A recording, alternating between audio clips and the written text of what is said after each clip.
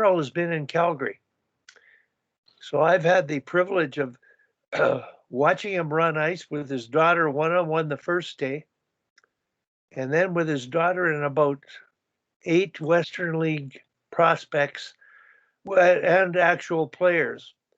And Darryl does the ice times for his daughter to prepare for the national team camp. So he just called an agent who will dig up, they'll jump when he says jump. And these players show up knowing the ice time is designed for her benefit, but it is also for their benefit. And that is precisely the case of the way the ice time evolved. Bob showed up for a couple, and so did Scott McCready, whose son was 15 years old from the ed school, showed up. Now, if you haven't all watched the videos that he edited with his voiceover, it's really imperative you do.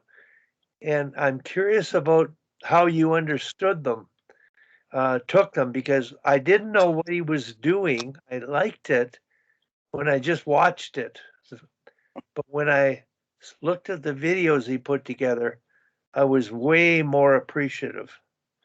So that's when he does get on. I'm just recommending everybody look at them and try to see what you take out of it. But it resonates more with me now than ever. So, Sammy, with you on, I wanted to mention TSN. I've never seen it before.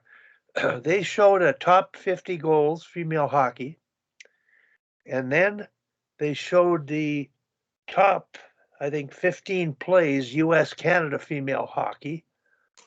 They were incredible highlights. Like they were done just like the NHL highlights, top 50 kind of thing.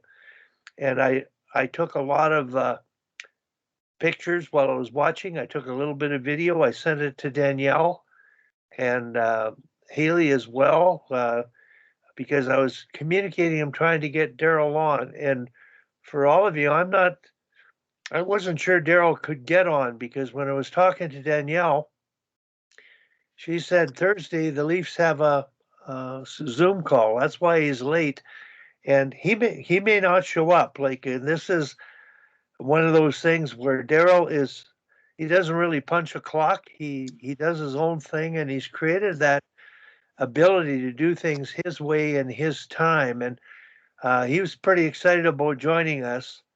Initially, Syl Corbett was going to speak today, but she had an appointment that she had to drive her sister to, but she's going to come on next week.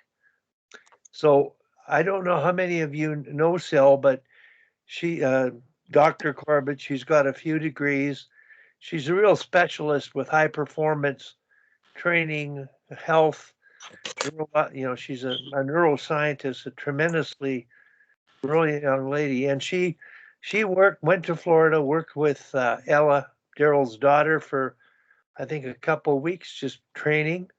And then when he arrived in Calgary with Ella, she picked him up at the airport, and he's staying at Haley's place right now. And she was there. She videotaped ice for him. She sort of knows what's going on, but it's really a neat kind of scenario. So hopefully when Darryl shows up, but I wouldn't be surprised if he got caught up with the bosses telling him what to do. But we'll keep our fingers crossed on that. Well, Bob, what was your 2 cents on ask you the ice time? About how did the worlds go with the sledge? How was the general takeaway? I didn't phone Ken Babby. I've got to call him and congratulate him on beating the U.S. in the first round. But anything to comment on from that experience? I think Bob was going to answer what his take on watching Darryl's practices were, and then I can definitely chime in about sledge. Sam? Yeah, and I was wondering if anybody else watched the videos too. I watched them, but go ahead, Bob. Yeah, I quite enjoyed it, Tim. I thought unmute. It was innovative. I thought a lot of the things that he did were similar to things that I've done, and I'm sure that you've done. He just added extra elements to it. A lot of it was Okay, based on. wait for Sammy to get unmuted. Just a Well, second. Hey, Wally, can you turn Bob, your mic off? You Bob's watch talking. the ice times. I'm just going to ask you, what were your thoughts? What were your takeaways? I don't think Wally's speaker is working correctly because he can't hear us. That's the Hey, problem. Wally, Thank you. Wally, can you hear me? Wally? You can't hear me either. I'll just hang on a second, Bob. I'll call him and I'll turn my mic off here. But yeah, there's something is amiss here. I can't. Here's a message from. Well, my speaker's working. You can't hear us, Wally. It You seems. can't hear us. I hear you now. Yeah, I Oh, can. perfect. Okay, so Okay, Bob is well- about to talk about his Darryl experience. Yeah, Bob was talking there. So okay, go ahead, Bob. Sorry. Okay, so yeah, I quite enjoyed it. I thought that everything he did was high tempo, which I enjoyed. But he does a lot of things that I think were similar to things that I would have done or you would have done, Tim. I think, but he adds an extra element or two. His progressions were very good. A lot of what he's doing is to me was trying to eliminate options of the team with possession of the puck and how to create more options when you have the puck. How would I say it? He's trying to get the people away from the puck to be a lot more active and have a lot more influence on what's going to happen or what can happen, what should happen. I thought it was very good. Obviously, a lot of it was dictated towards helping his daughter get ready, and she was familiar with a lot of the drills. So I think to start with, she had a big advantage in knowing the drills, but the guys picked it up very quickly. He was very strict with what he wanted. I heard one comment he made was, "So you did that perfectly wrong." He didn't take any crap from any of the guys. I mean, they either did it the way he wanted it to be done, or they did it again, which I like because I don't think enough coaches do enough stopping and correcting and making sure things are done right. But I really thought he was innovative in his approach, particularly with how defensemen play, how they get up and take away the options on the breakouts. His attack options, I think, were very similar. I thought a little bit more. I think he liked a little bit more crossing and dropping, from what I could see in the drills that he did on the weekend. But he was very adamant about the little things that people were doing: skate position, stick position. How to drag a puck from a poor scoring position to a good scoring position, to change the angle of the shot. He showed them how to place their back skate or their front skate, depending whether they're a left or a right hand shot. There was lots of little things like that a lot of us wouldn't think about, like small details. So I thought it was good. I'd like to see more of them, to be honest with you. I had a hard time hearing him, so I couldn't hear a lot of his comments. So when Wally had him dub the stuff, that did help. I think he'd be an interesting guy for anybody to spend some time with, because I think he's got lots of little subtleties there that any coach would be able to use. And did anybody else get a look at the video? They have a chance to look at it? Like Tom or Peter?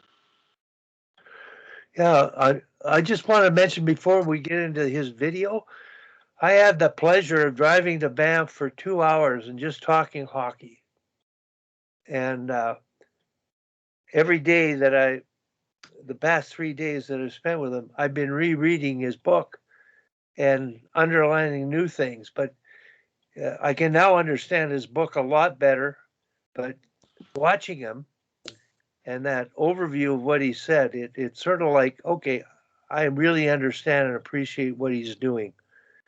So before we get into talking about his video on the drive, I talked to him about, what it's like working with the Leafs and who do you answer to. He worked with Babcock, and then he's talking about the organizational uh, buy-in to the philosophy of everybody being respected, and he really feels Toronto's on the right track.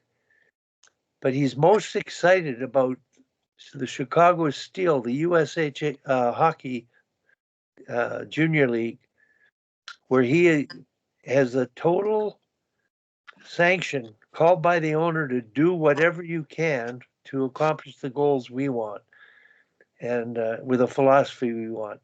And that was a real exciting part of it, because young players achieving a high degree of success, everybody playing and developing to be the best in the league and win the league and to create draft choices. And they've done that. So that was intriguing to me, because how you work in the role that he's got, and how you can impact or influence is to me is just a part of the political stick handling that goes on when you coach. So anybody on the videos that he showed, any comments? Tim, maybe you could mention. That's okay. Like Kim or Peter or Tom, did you guys, anybody see it? I was there. Tom, I was there and I took the videos. And can you hear me? Yeah. Yeah. Yeah, just like Bob, I thought I liked his details. I liked how when things were going off the rails, that he stopped them. And he really focused on, I really liked what he said about puck management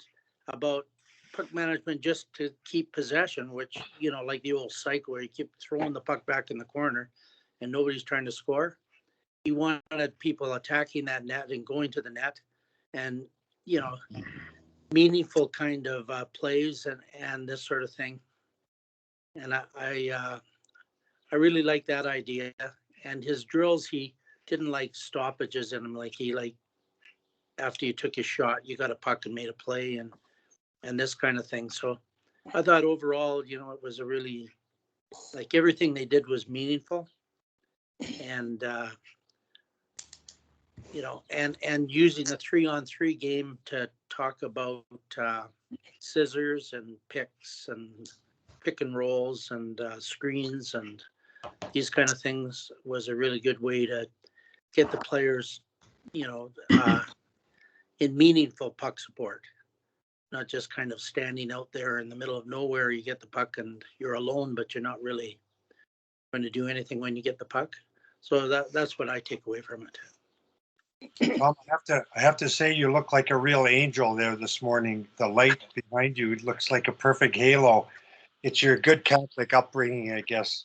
Well, maybe it'll be like my friend sent a picture of Trump with Jesus behind him with his hand on his shoulder. So maybe you'll see that appear, but maybe not.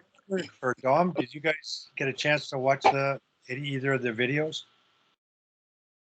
Yeah, I watched the videos. I thought they were good. I mean, similar to what Bob and Tom have said, real good attention to detail. I really like that. You watch so many practices where there isn't a lot of feedback on, edges, for example, stick position, body position, all that. So, I just think that that's so important in learning and development. So I thought that was great. I like the progression of the drills. The drills were built on, and they were built on in a way that, they weren't stopped and going to the board. They were built on in a fairly straightforward manner, understandable. And then again, as Tom said, the drills were meaningful. They were game-like situations, all situations that are going to occur repeatedly in games. So I thought those three things, the details, the progressions, and the game-like situations that involve decision-making as well, were all important parts of it. So, I watch with my grandsons, and I watch the skill stuff. As you all know, that over COVID, just about anybody with a hockey stick and a pair of skates became a skills coach. And you watch some of the stuff that goes on, and often the drills that they do, they're repetitive. They're, the kids are on the move. They're good, but there's very little feedback, particularly when it comes to stick position, edge control, all of that sort of stuff. And I think that's such an important focus when it comes to development at any level, to be honest with you. So anyway, that's what I saw. Kim, did you get a chance? Or Dom? Yeah, I had a look at part of one. It's been a little crazy on the ice here, which is good. But yeah, I was curious. I like Wally. I've read his book a couple times, and I was curious. I'm curious more on how you would simplify those drills to start to teach some of those concepts maybe to younger players. So how you would do it in a 2-on-1 situation, or just a basic puck protection on the wall, how you would teach players to find that pop player, or to find that soft spot in open space. So I guess I'm sort of looking at how you would regress it, because I think that might be above the heads of a lot of players. So sort of, the skill piece, and then the piece he did, and then like kind of what's the in between to start to layer those things in. But I thought it was interesting, and I guess Wally, you've read the book a couple times. There's quite a few references in there to the value of sustaining possession.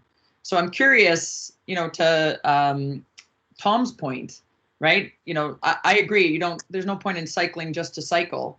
But I'd love to hear his thoughts on how his concept of sustaining possession and the value of that. And I think actually in the book, correct me if I'm wrong, Wally, like he almost like has a numerical value put towards that. Like they actually track that data, and it seems to be something he quite values. And then sometimes in the video, he's talking about that urgency to get pucks in, into sort of more dangerous scoring areas. So I guess I'm just curious more in the semantics of it, and how you value those two things differently. So I thought it was great. Kim, I just wanted to mention, you talked about regression on the way up and back. On the way back from Banff, we talked about that. And I think the biggest thing is support. Support to create space for the puck carrier, and support to be available for the puck carrier. So I talked about the box support drill, which many of you are familiar with. If you aren't, you should. It's the right starting point. So Tim, in your minor hockey system, the box support drill, it is the place to start. Darryl hadn't really heard of it. He talked about the L concept. And he talked about a drill to get open, teach you to get open. But he admitted that this box support drill would help all those players get open, because it's something done at a novice level that teaches the player to get open, but the coach has to be able to run that static 4 pylons with 3 players passing to one another, with a coach in the middle taking away a passing lane just by standing in the middle, and a critical drill. So he really just open to learning. Like he was talking about everything that I understood. When you're talking to someone face to face and you've watched them, you really begin to understand them. The other thing, and Dominic would appreciate this, I mentioned to him, Dominic, that your 3 Ps, pressure, that's what he's talking about. And I sort of, hoping he was on, because there was a couple drills there where they could have pursued a puck and had a second shot. But Sammy, the session wasn't for the goalies. They got so much rubber. It was scary. And they were good. Like they played tired. So, hey, listen, our guest is on. So, Darryl, welcome. Sorry I'm late, everybody. I apologize for that. But I'm here now. So only a half an hour. That's not as much as I was hoping for. I was hoping to be lighter than that. But we're here. Better late than never, I guess. Well, Darryl, we've just been talking about the ice times, and everybody's that was there has commented on what they took out of it. And that's sort of where we're at. And I really want to thank you for being in Calgary and having the opportunity to watch you, and then even the drive up yesterday. It was just amazing for me.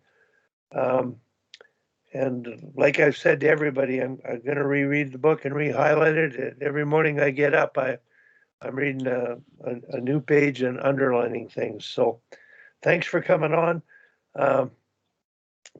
I think, Darryl, Kim had just mentioned two things. Tim, with Darryl on, could you repeat those two things you wondered about? I think it was the regression and something else. Sure. Yeah, I'd love to. Hey, Darryl. I was watching the clips Wally sent our way, and I had just sort of two questions for you. And Wally kind of addressed the idea of, sort of that regression when you see, that 2-on-2 moment on the wall, and you're talking about finding the open space or popping it out and all of that, and how you might address that with players who are unfamiliar with the term or unfamiliar with the concept. Kind of where you would start from.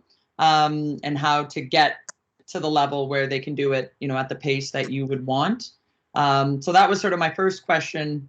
And the second question was, there, in hearing you do the voiceovers, you seem to be stressing the need for a certain amount of urgency to get pucks into the middle, which I agree with. But then also in your book, you spoke quite a bit about the value of sustaining possession, and that there seemed to be some sort of numerical value to keeping the puck alive and keeping it moving. So I was just curious, like, how you balance those two things. Maybe it's different when you're working with the pros, but those were kind of the two things that jumped out to me. So I'll start with the second question first. So the thing about possession that I think is a real misnomer that I think is really important for us to get over is possession is not, in my mind, keeping the puck. That's not possession. Possession is not keeping the puck. Possession is sustaining offensive zone time. That's possession. So what's the difference? So if my players think that possession is us holding the puck, you will run the risk of having your players stay on the outside and make only possession plays. They'll just pass it to the outside. It'll be chains of board battles, and you will never really threaten the net. That is not possession to me. That is minute munching. That's minute munching. That's not possession. You're just holding the puck so that the other team doesn't have it, but you're not really doing anything of any real value. The real possession is the willingness and the coordinated thought process and movement of all five people to recover chances to score. The truth of the matter is, and Sammy will tell you, that if you're going to be any good in net, you're going to be over 90% save percentage. 94, 95. Okay, so that's a hell of a lot of shots that do not go in. 95 pucks out of 100 are not going in the net. So in order to sustain possession, we need to recover a large percentage of those 95%. And the hardest shot to recover is the best chance. The easiest shot to recover is the weakest chance. So if we're in the offensive zone and we pass the puck around the outside because we're petrified to shoot to give the puck away, and then our D gets it and they sift the puck to the net, the odds of recovering that puck are so low. You're basically, as soon as you shoot the puck from the point, you may as well start back checking because it's an extremely easy way to exit the zone. So possession, in my mind, is related to the quality of the chance you can create. And the quality of the chance you can create is determined upon how willing you are to utilize the interior. Minute munching is a whole different thing. Your third, fourth line guys, that's their job. Win the defensive zone face-off, transport the puck into the offensive zone, get in the offensive zone, minute munch, get the hell off, get the good players on the ice. That's basically what we're talking about. We as coaches, in my mind, have to differentiate between those two things. Now, back to the first question. The first question in my mind is how do you highlight the value of what it is that we're trying to do in terms of this is a different mentality in some ways. So how do you impress upon this player that these are the new values that we care about? What I like to do is I like to find creative ways to illustrate the need. So I just throw them in the deep end of the water. I don't throw them. I get them, walk them to the edge of the water and push them in. And then say, like, what are we going to do now? And then I force them to problem solve, because the earlier you get kids, particularly young kids, and this is true all the way up to first ballot Hall of Fame NHL players, the sooner you engage their mind in problem solving and thinking about it in their way of how they're going to turn, the more you're going to get out of it. The more you're coaching them and telling them, hey, here's something you need to do, and don't forget about this, and don't forget about that, and here's our system, and this and that. They're not listening. They're not engaged. They're listening, but they're not hearing. Hearing is engagement. So I want to create problems. I throw them in like that group that we had out there. This is not like chopped liver. Like there was a couple kids there. They're like first, second round WHL picks. Like these are good hockey players. They just never heard this stuff before. They don't know anything. So it's their first day on the job. And I just throw them in and throw them in and throw them in. And I keep creating problems. And then as the problem bubbles up to the surface, then I take that problem and I say, hey, like, what thoughts do you have? Like, what are we going to do here? What are you going to do? And then I start offering solutions. Hey, maybe you should try this. Hey, maybe you should try that. And then I got an engaged athlete, because what I want them to do is I want to create a problem. I want to throw it in their lap and say, okay, what are you going to do about it? And then they look at me with a blank stare and say, honestly, I've never seen any of this shit before. I don't know. I need your help. Oh, you need my help. Oh, okay. Now I'm of value to this player. They're looking for suggestions to create a problem, to create a solution to the problem. Now I have an engaged athlete I can work back and forth on. That to me is everything. And I think you can do that with 8-year-olds.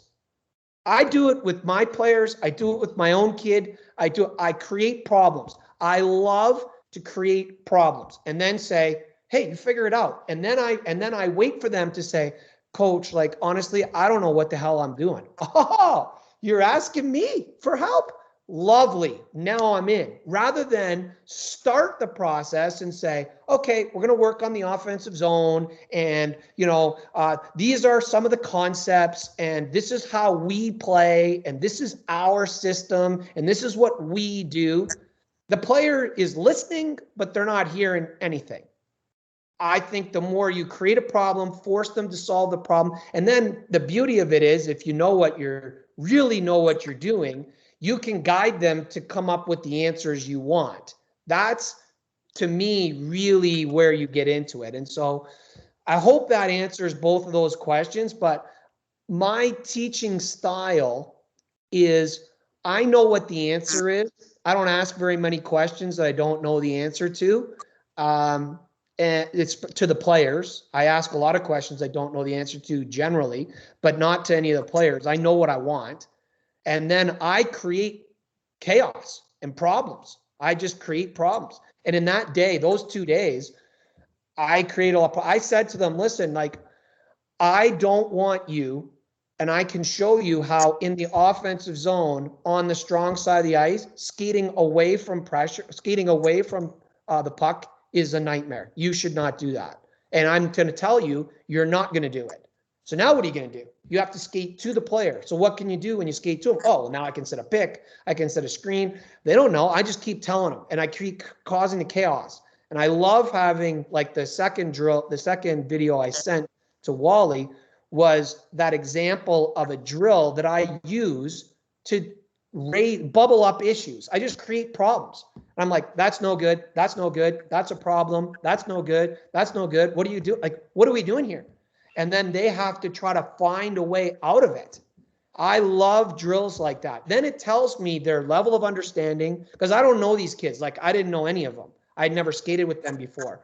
So I think it's a little different when you know the players. You don't have to be maybe as obtuse about it, but I was very obtuse. I'm like, I just throw them in and say that it's on you. You guys got to figure it out. So I have no issue doing that. And I think that's the best, cleanest way to teach. It's very clean. And it's very, it fast forwards the process because mentally, every kid's involved.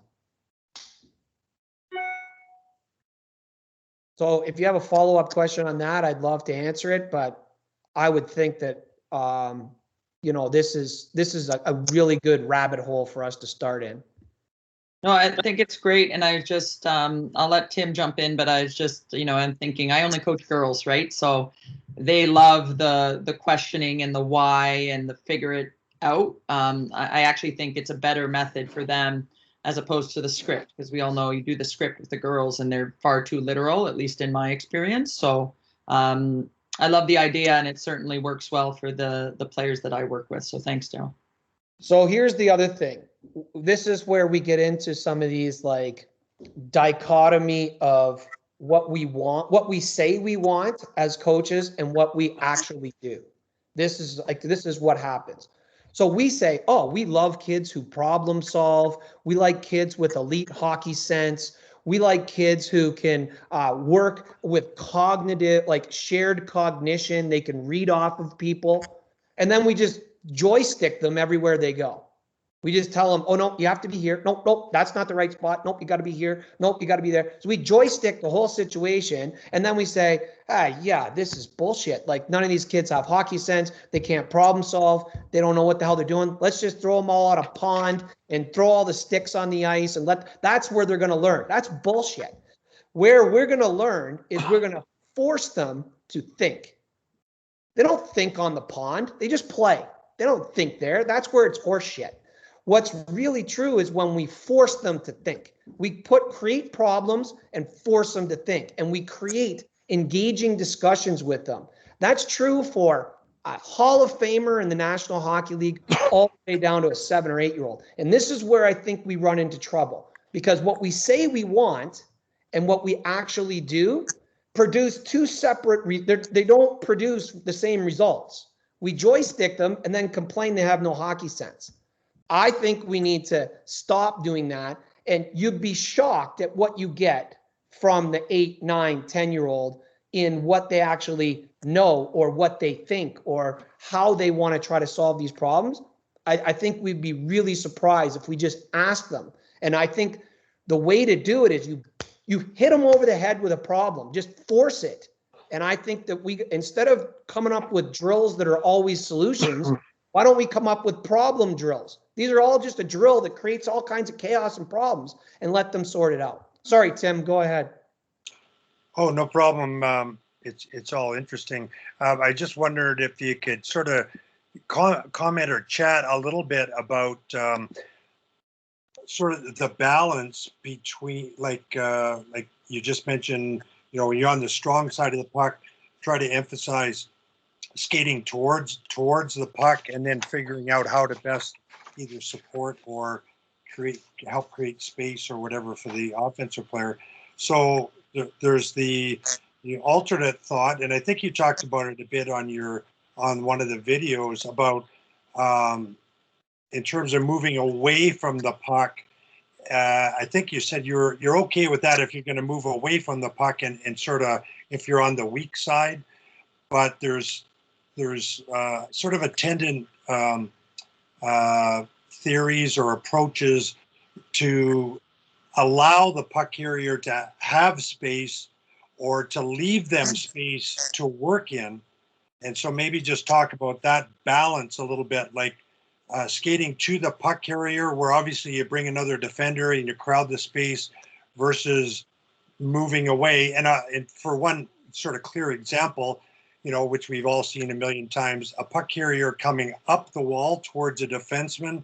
And we often encourage the defenseman to either dive down the slot or slide along the blue line, both of which sort of partially directed at giving the puck carrier more time and space to work in, but also being an option. But maybe talk about that balance a little bit. So I think that anytime you are on the strong side and you skate away from the puck carrier, what you're effectively doing is allowing defensive players to get in between the two of you. And so now you have one puck carrier, two defenders, and then your support. So there's now, you've invited two people or more in between where the play is. So what I tell them is you should be coming towards the player, and the idea of, well, now you're bringing four people into space. Yeah, I can appreciate that. But I don't see anybody in under 13 level hockey teaching pick screens or anything like that. And that is a massive part of the game. And it shows a tremendous amount of hockey sense. If you watch a U10 game and you see a kid set a pick, I'm telling you, there isn't a coach anywhere who wouldn't be climbing over the glass going, oh my God, that hockey sense on that kid's incredible. No, he's just never been exposed to that. The weak side of the ice is important, and we don't talk about it enough, because when you're in the offensive zone, if you play on one side of the ice, you're playing 3 versus 5. And you have multiple people in between the puck carrier and the non-puck carrier. It puts a tremendous amount of pressure on the puck carrier that is often unreasonable. How many players on a team can play 1-on-2 in the offensive zone in small space? We need to develop that skill, but there's not a lot of them. So in my mind, the balance of what you're talking about, Tim, is when we get the puck, we don't even want to play on the strong side. We should be changing sides right away. Why? Because we're trying to create movement. And when you create movement now, you have a backside. Like one of the drills that I was doing with these kids was, I said, it's 2-on-2, but you need to have a backside or weak side guy. And it doesn't have to be the same guy. So if it's 2-on-2 and we change sides, the guy who was on the weak side is now on the strong side. So now you have to just leave somebody on the backside. And I think that that allows you to open the zone so you don't play 3 versus 5. So the balance between how much support on the strong side is good support and how much should you use the weak side, the truth is the puck should be changing sides multiple times in that shift.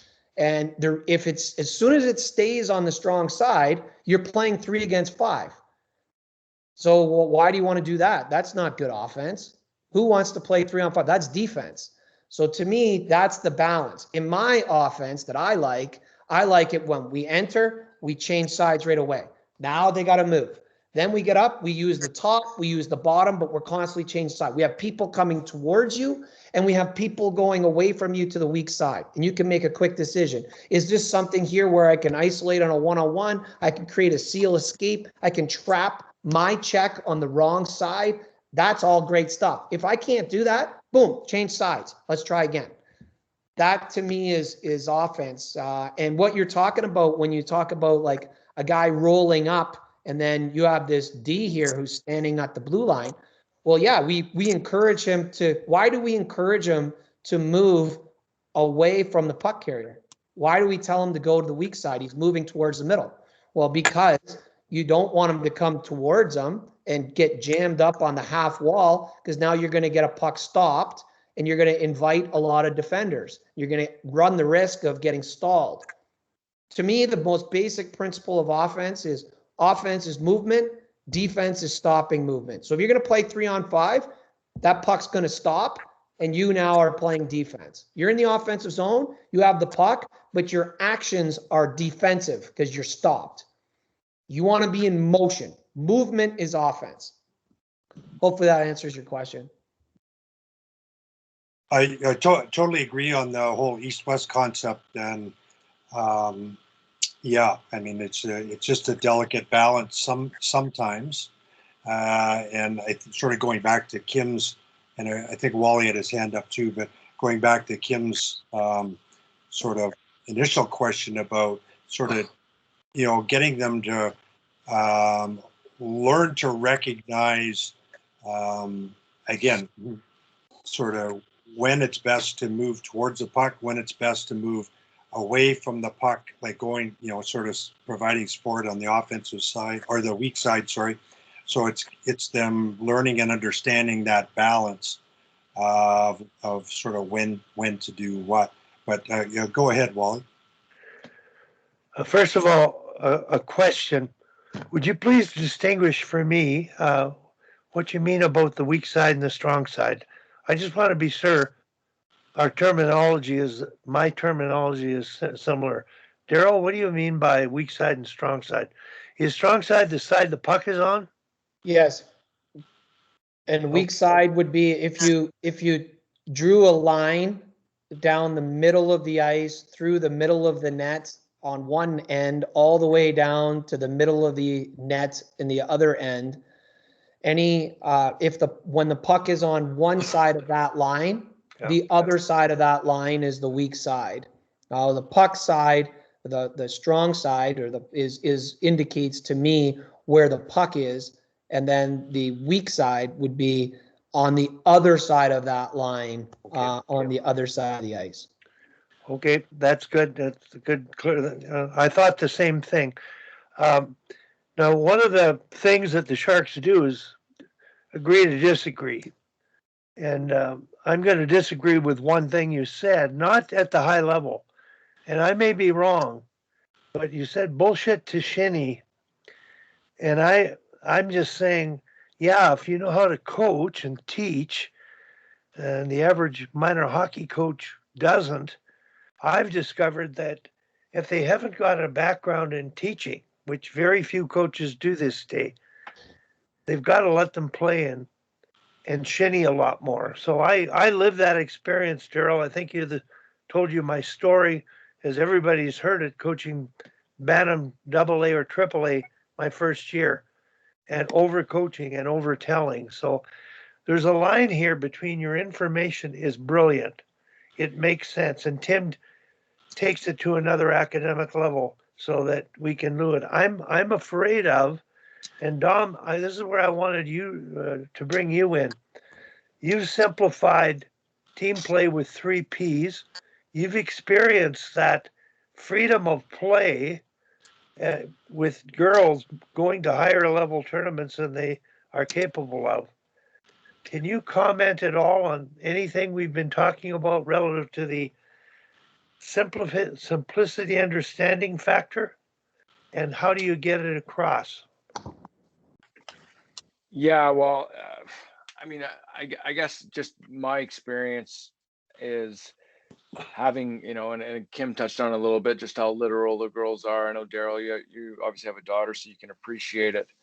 I just found that to be able for them to be able to understand time and space and awareness is, I had to give them as the least amount of direction as possible. And I think, simplifying it down to, obviously we want to have the puck, and when we don't, we have to, to pressure it.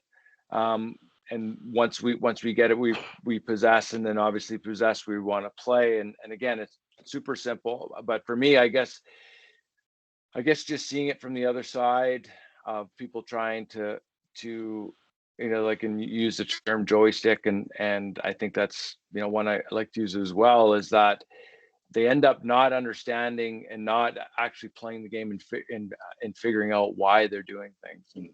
And so, as I say, I just in my experience trying to get them to understand when they have time, when they have space, is actually having them just having them experience that without having to think, okay, where do I need to be? So, I mean, obviously, work in progress with what I'm trying to do, but just trying to guard against having them not just reacting to, where the puck is. So Wally, let me just clarify what I'm saying when I say bullshit to Shinny. One of the things that I think is like, if you have two control groups, okay, so if you have two control groups and I take one control group and they're in Rubber Boots, Saskatchewan in the middle of January, and they just go out, throw the sticks down, and off they go and they play. And the kids play this and that, and it's great. And then you have another control group who is also playing. They're doing, scrimmages, and they're doing all of those things, the free play. And you have someone who just asks questions to the players. Hey, like, how can you create more space, or how can you create more 2-on-1s, or whatever? Not drills, not teaching them drills, or just asking questions or improving or asking questions. Which group is going to do better? Well, of course, the group that has a sense of reflection and has an opportunity. The Rubber Boots Saskatchewan group, okay, if they have multiple age groups that are on the ice, and you have a kid, one of the older kids, see some like young hotshot kid come through and say, hey, I noticed you do this, and maybe you should try that. That's reflection. That's reflection. It allows an input of ideas, new ideas. If they just play and you're asking them to figure it out on their own, the odds of all of them coming to an epiphany of where space is and what to do is really low. The kids who are going to figure it out are the kids who are on the right side already of the competency bias. They're already in the high end of the achievement gap, which allows them to explore and experiment more freely. The lower you are on the competency bias and the achievement gap, the more unlikely it is in that ice time that you're going to be able to be processing things as fluently. And so my thoughts are, I'm not saying don't scrimmage and you have to drill and this and that. I'm not saying that at all. I like free play. I do it all the time. I think it's important. Where I think you take it to another level, and where the kid is when there's opportunity for reflection, and you are asking questions and you're guiding a discussion. That's where you have to be. And I don't think you have to be fluent in teaching to be able to ask some of those questions. You just ask the questions and get them thinking or pondering, because many of them might not do that on their own. And I think that's where I think we can really accelerate what we're doing with the Rubber Boots Saskatchewan group idea of throwing them on a rink somewhere and letting them just play. If that was the case, then all the kids would come from those environments because they're having such a rich environment, but that isn't the case. There's kids come from every which way. They come from all different ways. So what's the difference? In my mind, a lot of the difference is the encouragement, either naturally, the kids that are just reflective, or the kids who are just under that competency bias, having an opportunity to be asked questions to then be able to ponder what they're doing, so that the next time they go out, they're trying different things because they're aware of it. Kim, I'm curious. I'm thinking of Kim in her environment, looking after Leaside, right from the U6 right up to the junior.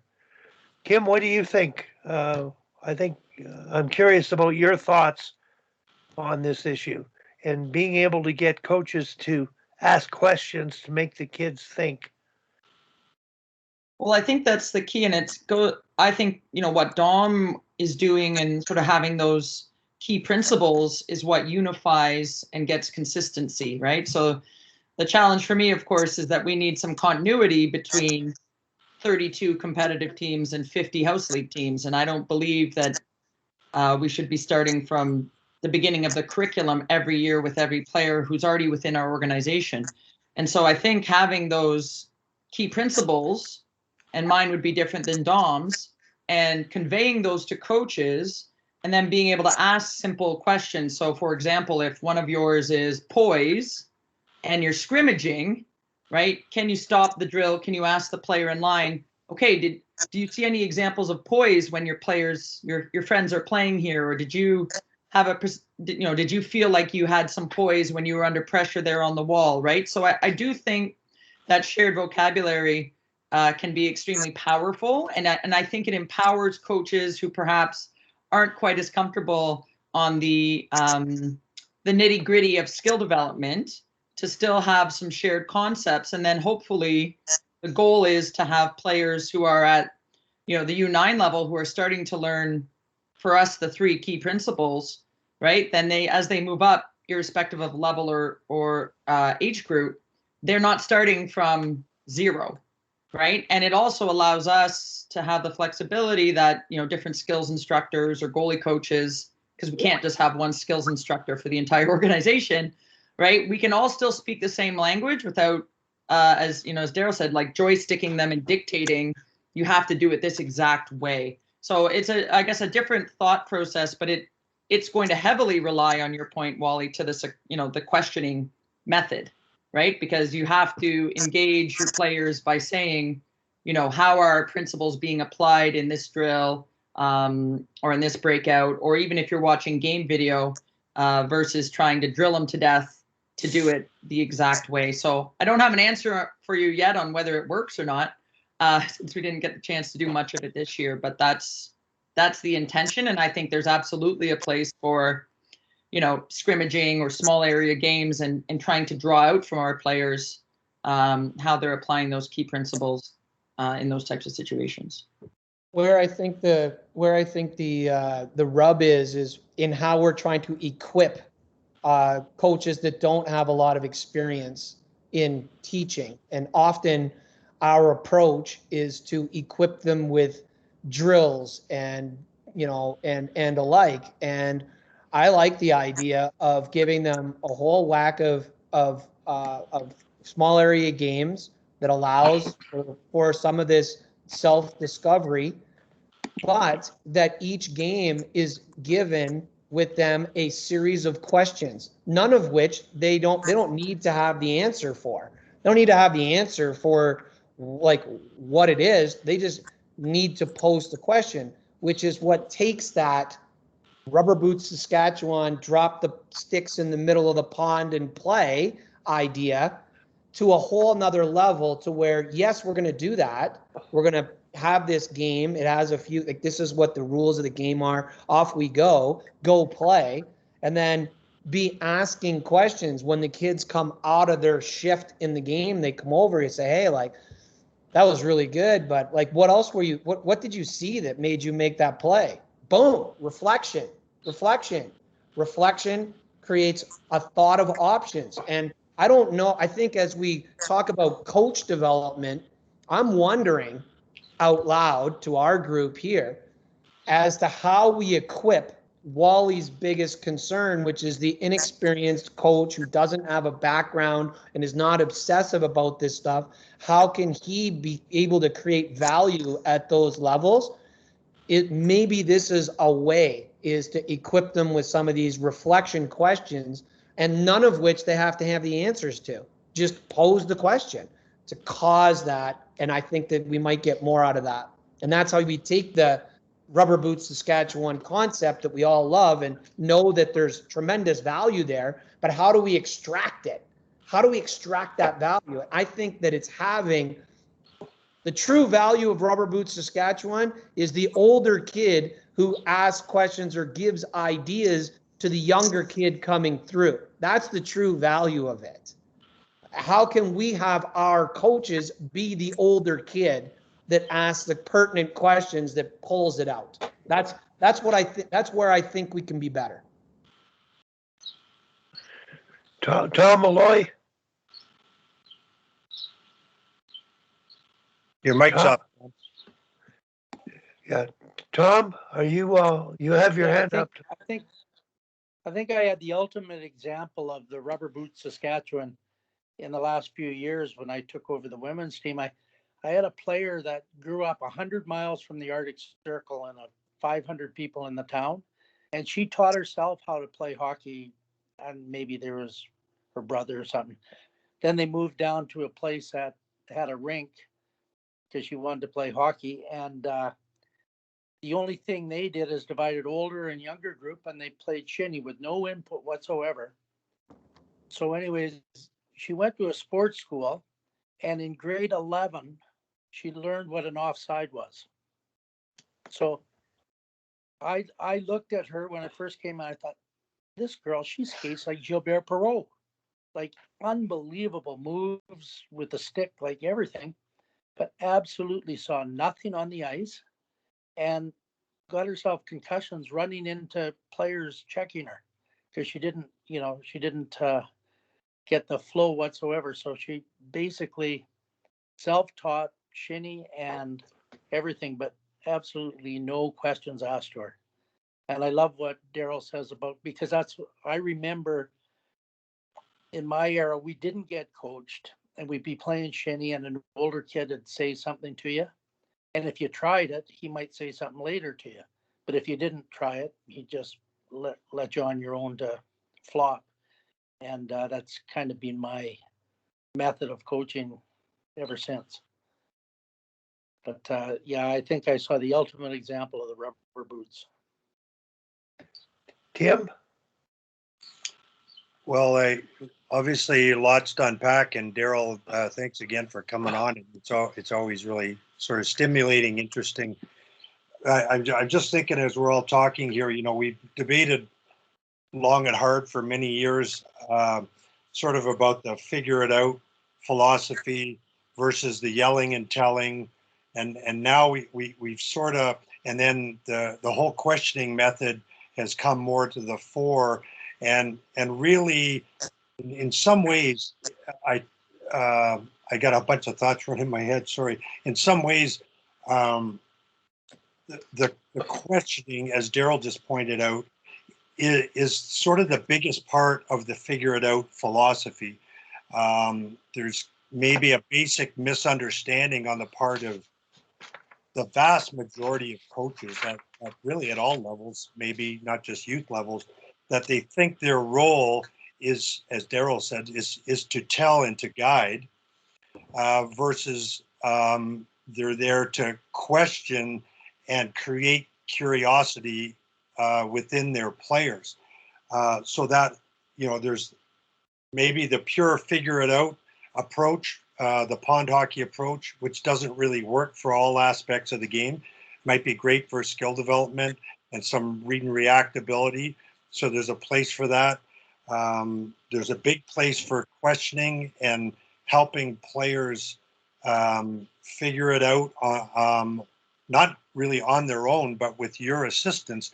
And I totally agree, Darryl. Like if some basic youth coaches who really are not really well equipped in an expertise area to help their players a lot, but if they are loaded with some pertinent questions to keep throwing back at their player, that's going to be a better, more productive approach in lots of ways than that same coach who lacks expertise trying to actually tell their players to do something. Like I think we're way further ahead if that coach decides, hey, I'm going to ask a lot more questions than I am going to try to tell them what to do. So it's sort of a marriage of sort of those real approaches, or it's a big part of those approaches. And last kind of thought for now, anyway, it was very interesting. There was a little piece on the Olympics last night on Rosie McLennan, the double gold medalist trampoline artist, and her coach. And one of the things her coach said very clearly, very specifically, it's like, they've been working together or had worked together since she was 12 or 13. He said, literally, my biggest role was to ask questions and to let her explore her experience as an athlete and to help guide her in that way, something along those lines. So it's exactly what we're talking about. But very, very interesting application of that principle that obviously worked out pretty well. Darryl, before you, I'd sure like to hear your comments and thoughts, but exactly what Tim has said, and you've taken questioning to another importance level for minor hockey coaches. They provide drills and skills and how to and tell them how to. But the actual fact is Hockey Canada is really not teaching skills as much anymore and very little telling. But I believe creating tasks for coaches to prepare questions that they may not even have answers for to engage the kids. That has to become a part of coach education at those clinics sooner than later from the get-go. So, Kim, good luck with that idea at Leaside, but you might experiment with promoting the idea, the concept of engaged learning. And one of the things, Darryl, Tim, a friend of mine, has written a book, and both Tim and I have talked to him, and he's given credit to some of our input. But he uses the phrase, whatever you do, it has to be the right stuff, the right amount, at the right time.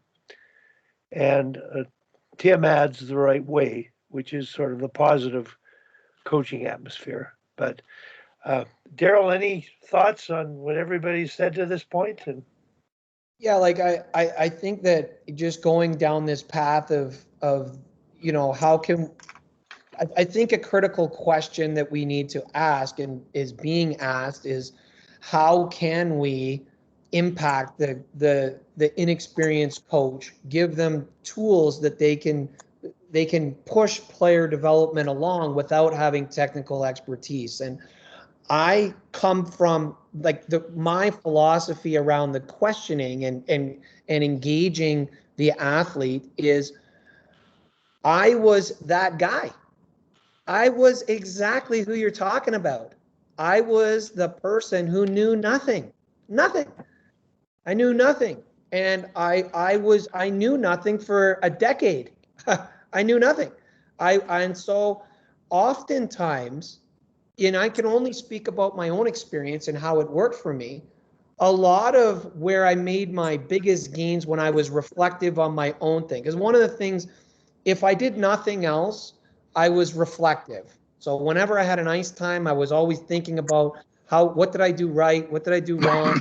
Like I was very personally reflective about my own performance as it related to the ice time. And so there was a lot of times I had said to my mentor at the time, I'm like I'm just firing this stuff off by the seat of my pants. I'm just throwing stuff against the wall. Like I have no idea. I'm worried I'm going to hurt these kids. And my mentor would tell me all the time, like, Darryl, honestly, you're not going to hurt them. What you need to do is just ask them questions and then go off of their responses. And that I wasn't doing small area games at the time. I was just talking about just skills we should be using and drills that I should be trying to implement. And it worked really well for me. And I'm not saying at all that this is the only way to do it. All I'm saying is this is my experience. And I was that guy that we're talking about. I was the guy who was coaching and had no idea what the hell I was doing. I had no business teaching anybody anything. I should not have been teaching any skating. I should not teach anybody how to catch a pass. I certainly shouldn't have told anybody where the hell they should be standing on the ice because I didn't know anything. But I did ask a lot of questions. I got feedback from the players, and the more questions I asked, the more I started to learn. And I think that as time went on, I kept that going. And if it can work for a rather uneducated, simple person like me, I'm pretty certain that a lot of these coaches that we're talking about, they're way ahead of where I started. And just giving them simple things like run these 4 games for this hour, just run these 4 games. And in these 4 games, in this game, ask these questions. In this game, ask these questions. In this game, ask these questions. Don't ask them to the group necessarily. Just ask them to some kids randomly, just to get them thinking, get them communicating with you, get them engaged. see if they'll try it on their next shift of that game. I mean, we're going to get miles ahead over that. And then when this coach eventually passes these kids to somebody who actually does know what they're doing, you now get an athlete who is engaged. They have an ability to reflect. They can try new things. I mean, if you just gave me an athlete that could do those three things before I got them, I would be way ahead as a coach that was receiving these players from a guy who was not as fluent in skill development as maybe I was, or the next person is when they get a hold of them. That's what I'm thinking. So maybe when you get some time, Darryl, you need to sit down and try to do exactly that. Write up even a really short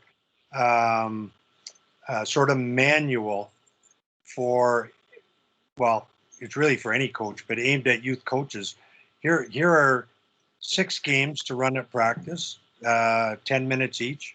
Here are whatever, 2 or 3 or 4 or 5 questions to continually ask. And also, I think it would be helpful, obviously, for the very inexperienced coaches. You're running this game. Here are 2 things or 3 things you can be looking for. And if it's not happening, start asking the questions to help encourage it happening.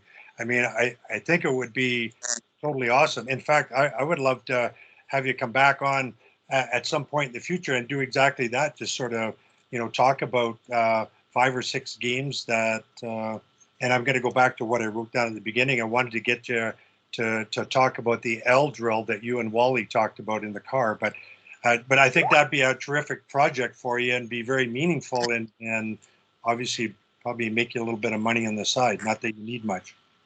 I'm going to take that on as a challenge. I'm definitely going to. I'm going to do that. I'll put a list of 8 to 10 games together with questions. And I think the interesting part out of this too, as it relates to the questioning part, is one of the big mistakes that I made for a decade was I coached the entire group all the time. And I didn't ask enough questions individually in the line.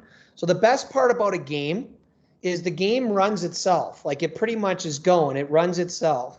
And so I don't have to be there like, say go, go, go and running the drill, right?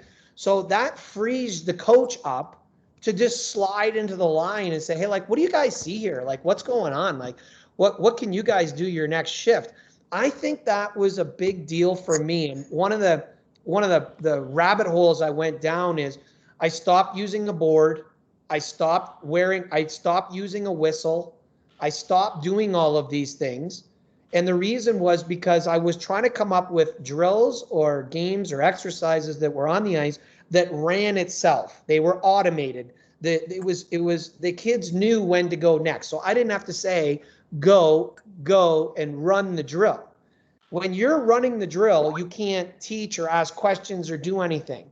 So the more I think that I like about this train of thought is we're now freeing the coach up to actually watch what the hell's going on and be able to your point, Tim, hey, if you don't see this occurring, then maybe you can ask a question to pose it to the group, or just slide in the line and just ask simple questions. We're not talking about, like, you're not asking questions that are going to solve world hunger. You're just asking like simple questions just to get thought and reflection, and not only just reflection, but a change of behavior in the next shift where they're trying to do something. So those are my thoughts that surround that. I get really fired up about it because it reminds me of when I was working with really good players and not really doing very much that was overly positive.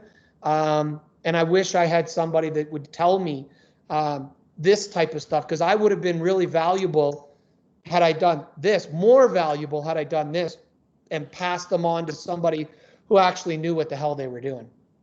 Those are the skills I want to give them, not the skating and the shooting and the passing. I want to give them the intent. Here's an attentive kid who's reflective, who has a willingness to try something new. Give me those 3 skills. I don't care what else you teach them. Nice. And I really, sorry, Kim, you're next. I think it would be a great exercise whenever we could work it in, like sort of help you on with that project, Darryl, is maybe pick out a future day when you maybe can be on and send us 8 or 10 of your games or 5 or 6, and we could just kick them around and hear your perspective and to sort of take a step in that direction. I think that'd be an awesome exercise. Kim, go ahead. And your mic's off too, Kim. Thanks. I was going to say that, the nice thing, I agree with Darryl completely. Like when you're the head coach, unless you're running, I don't use a board anymore and just use my hands a lot and point. But I do find you can also empower your assistant coaches quite easily by, again, if you have those principles or those key concepts you want them to hammer home. And I think, being involved at the minor hockey level where most of the coaches are parents and volunteers, it's a great way to also increase engagement if you are sharing those key concepts and asking your assistant coaches to engage. It gets them more engaged instead of checking their phone or leaning on the boards, of course, right? But it just, if you have 2 assistant coaches, it now triples the amount of questioning that can happen. The other thing that popped in my head is just a tidbit to think of. I think using these small area games with, conditions or constraints or questioning to foster reflection is great. And then it's also the opportunity to film that game, right? Even if it's just an assistant coach on their phone, right? And maybe there's your video session you do with your team. Because often, I'll have coaches say, well, I coach, B, or I'm double B, or I'm A. Like no one wants to video the games. Like the parents don't want to do it. And there's sort of these, on game day, no parent wants to sit there with the video camera and not, cheer for their kid. So it just popped in my mind that this would be a great way to get very effective footage of the players playing in these small area games, and then be able to use that to facilitate, video sessions that don't necessarily have to be in like a real game. And I also think, again, with the girls, they're more likely to try things that are a little outside the box or outside their comfort zone in a practice small area game situation than they necessarily would be in a competitive game situation against a real opponent. So I think that might actually allow us to draw out a little bit more creativity in the girls and allow them to make a little bit more mistakes and challenge themselves outside their comfort zone. So just some thoughts I was sharing when you guys were chatting.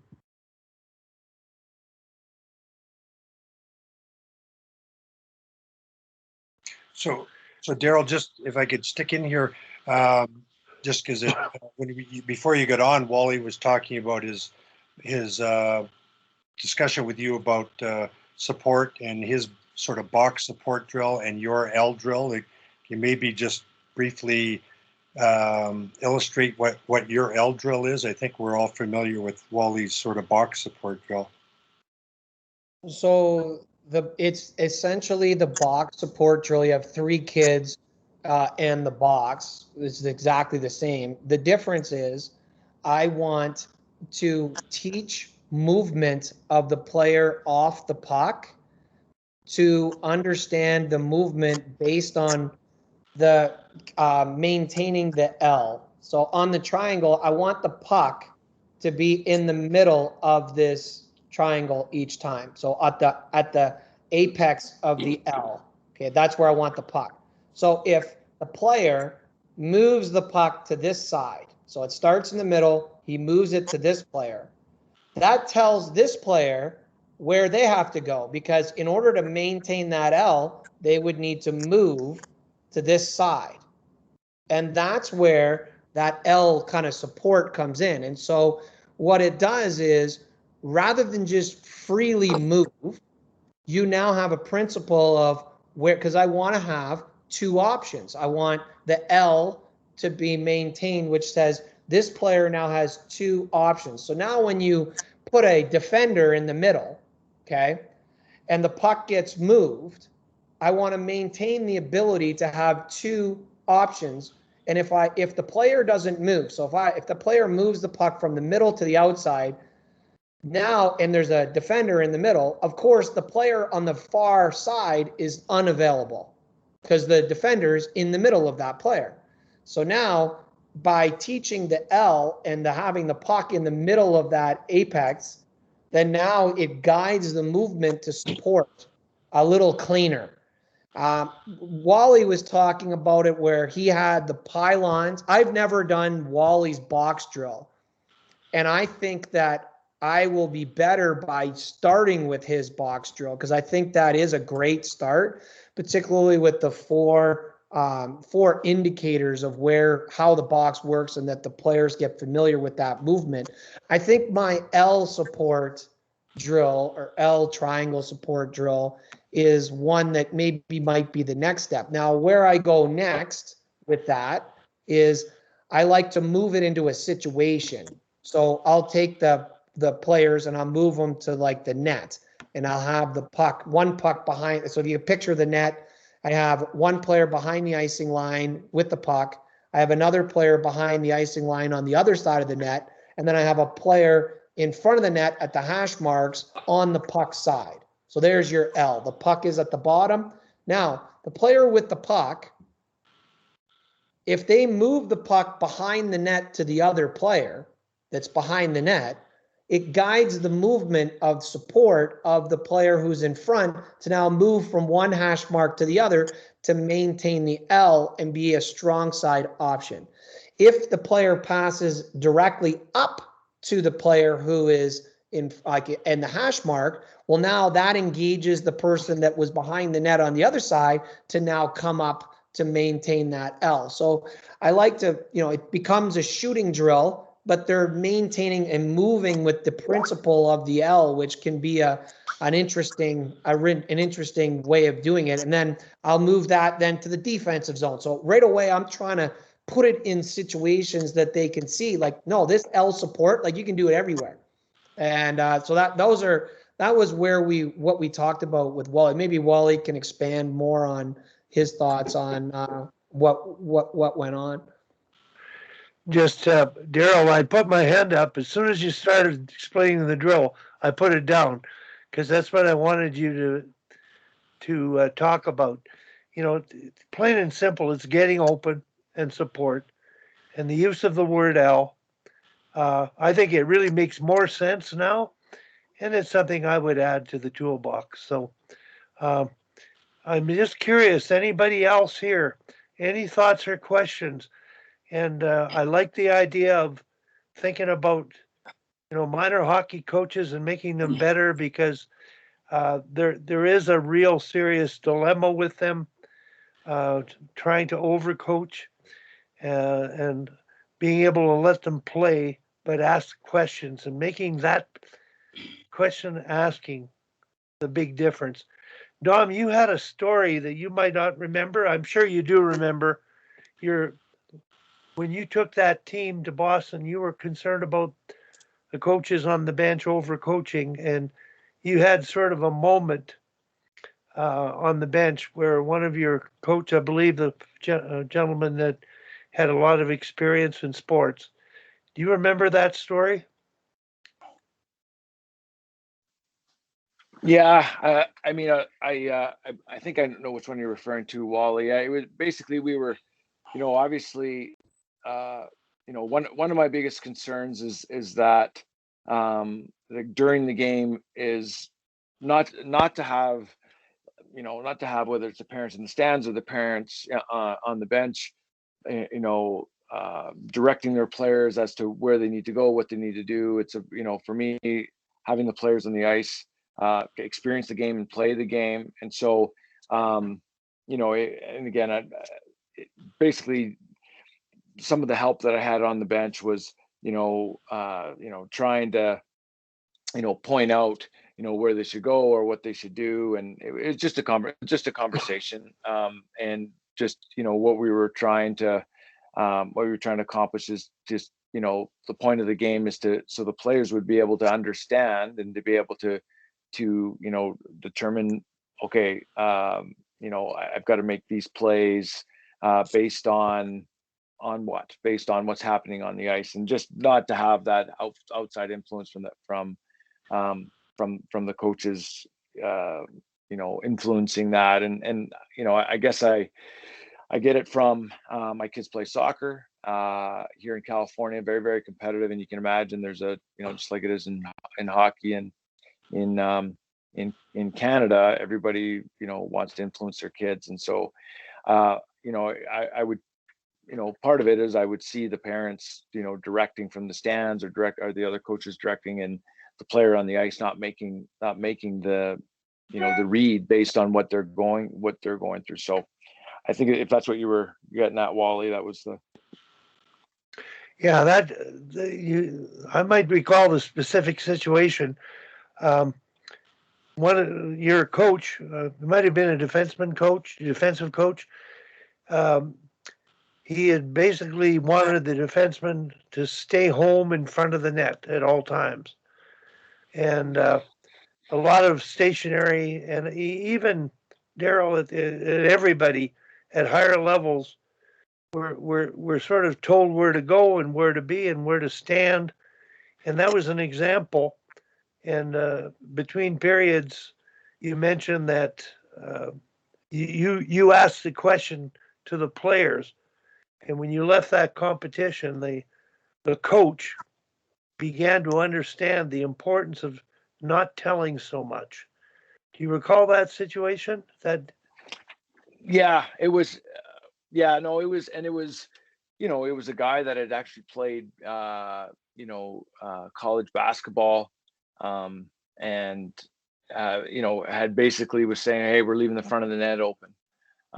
And you know, like, you know, Darryl had talked about, you know, asking questions, and you know, the question that I posed to the team, and it was like, where do you think we could get better? And they're like, well, we got somebody standing, we have nobody in front of the net. And you know, that it was the, you know, what the coach was yelling, hey, we got nobody in front of the net, nobody in front of the net. But then what it kind of came down to was that, you know, we weren't reacting. Everybody was just following the puck around, and we weren't, you know, pressuring at the puck with sticks and angles, and you know, didn't recognize there was, you know, people in front. You know, we had numbers on the, and so it ended up being a good discussion, obviously, because it made just more awareness of everyone on the ice as to what we were trying to accomplish. But as I said, you know, having the discussion helped us along, rather than, you know, giving the answers that the coach was, hey, we need somebody to stand in front of the net. Because what would happen is puck would go east-west behind the net, and then you had, you know, player that was so concerned about, you know, our net front coverage. And then now we just gave all kinds of time and space, and you know, the carousel started. So I think Bob, go ahead. Yeah, getting back to the L, George Kingston coached the L a lot. He made it the basis of his power play. He actually worked it into where all players had to form an L somewhere on the ice. It was the basis of triangulation, which Phil Jackson used in basketball. And I think it all originated from soccer, really. And Dom, you'll remember we used to do the L all the time at practice. And it just basically makes you aware of time and space, where your options are. Make sure you always have a minimum of 2 options. And I think it just gives players the spatial awareness of where they are on the ice and how to get open and how to support the puck. And then the talking about figuring it out, I always found that with players, when I wanted to get them to figure something out, it was ask a question, get them to give me some feedback. And if I wasn't getting the answer I wanted or expected, then I would guide them. I would just make a suggestion. How about this? How about that? What did you think about this? What did you see over there?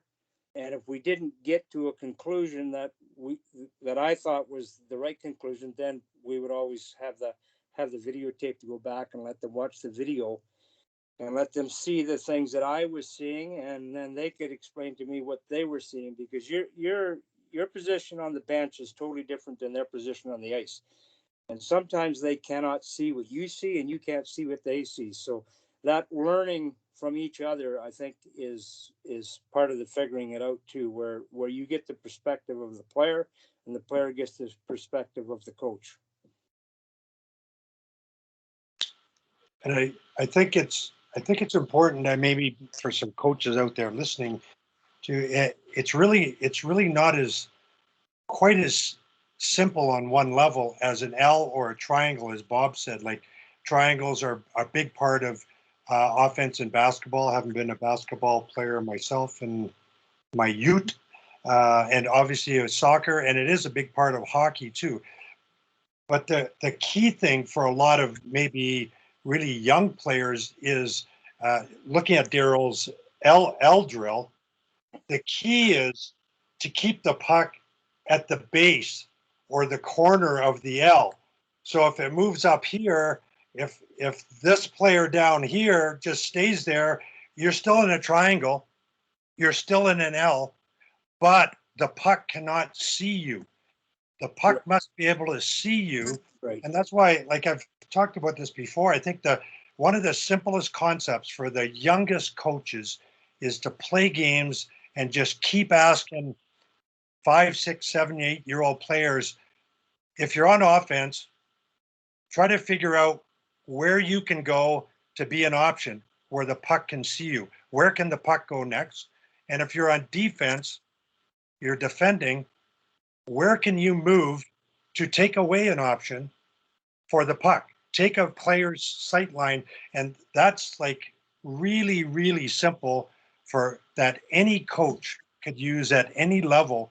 And just like, hey, figure out where you can go to be an option on offense, figure out where you can go to deny an option to the offense when you're defending.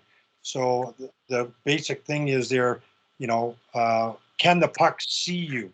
And Wally, you remember in one of our coaching clinics with hockey, might have been P3 a couple of years ago, we had the coaches get a Nerf ball football in the room and tried to demonstrate this sort of principle where you give the one coach the ball, obviously, and the other coaches on offense had to try to adjust themselves so that the ball could see them, and the coaches on defense had to try to adjust themselves to try to take away an option as the ball got moved around. Anyway, I think that's a key piece of it is you want the puck at the base or the corner of the L or that corner, the apex sort of the triangle. So there's two options. So just Kim will appreciate this because I know she's gone down the rabbit hole of language. And so one of the things I did, I was doing teaching the L concept to kids who were, I don't know, I think at the time they were say 10, 11 years old. And then they weren't, I didn't really feel like they were learning it very well. And so I called it the 7-11 drill. I'm like, hey, what do we know about, do you guys know what 7-11 is? Like, yeah. I'm like, how late is 7-Eleven open? Like, oh, it's open 24 hours. It's like, it's open all day. I said, okay, so this is a 7-Eleven drill. You need to be open all day.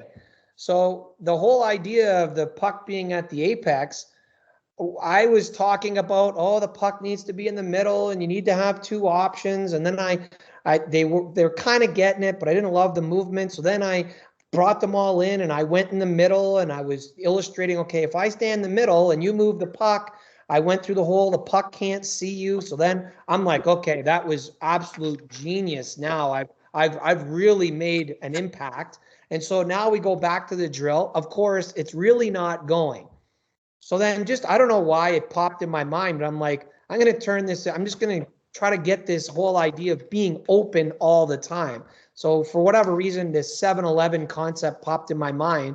So I call them all in. I'm like, go through the whole 7-Eleven explanation. All of a sudden, this drill's going. And then I meet by a group and I'm like, hey, look at this guy. He's like 7-Eleven. He's open all night. Boom. That was it. Next thing you know, the whole thing took alive. So now I come back the next day. First question. Hey, Darryl, coach, are we doing the 7-Eleven drill today? That was it, right? So sometimes that's what it takes, just to get that level of understanding of like, I'm very quick to shift off of like, listen, I call it the L triangle. That's what I call it.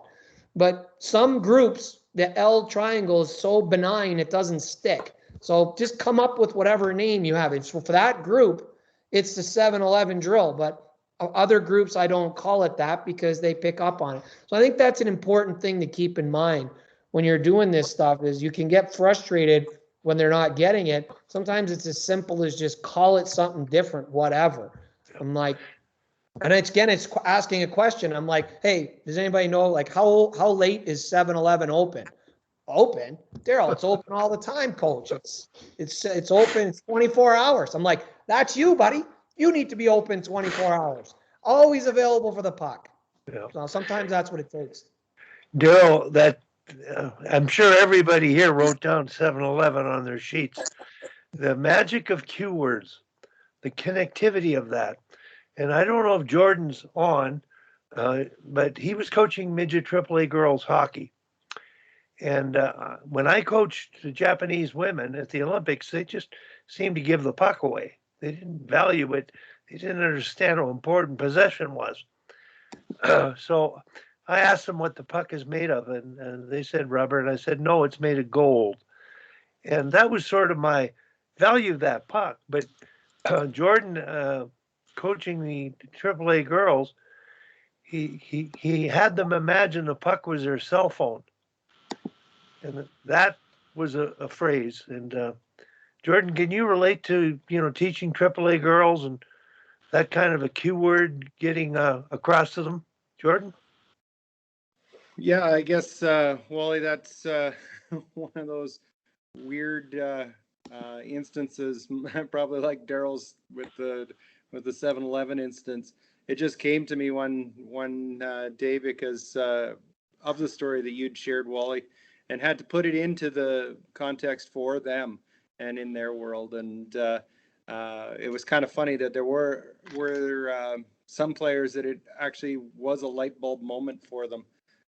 In that their most valued possession is that cell phone. It's never far from reach. And they started to figure out that, okay, so yeah, that puck is also something that when you're on the ice that you don't just need to be aware of, that you want that thing. So it was one of those important pieces. And just back to your conversation, Darryl, about the questioning piece, that's so important in development.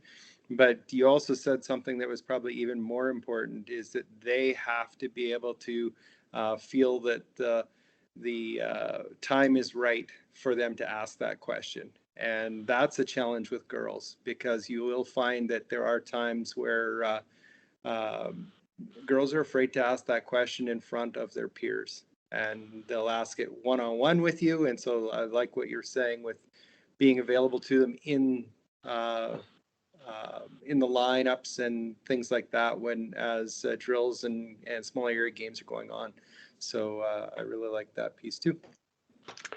Okay, I'm wondering if is it like, and I'm just thinking out loud, and Jordan just struck this with me, so I'm just speaking off the cuff here, and it goes to the whole idea of like moving from the group, like as a coach, when you first take over the team, like the first thing you do is you run out, you get your whistle, you get the board, and the assumption that you have is like you're going to be directing this whole thing, and it can be daunting. I know I've been in that situation before where I'm like, oh my God, like they're actually going to be listening to everything I have to say. Like this could be, I remember being intimidated in those situations. And so I'm wondering if this concept that we're going down and the whole idea of, letting the game kind of teach in a sense where we create a structure, you throw the game going.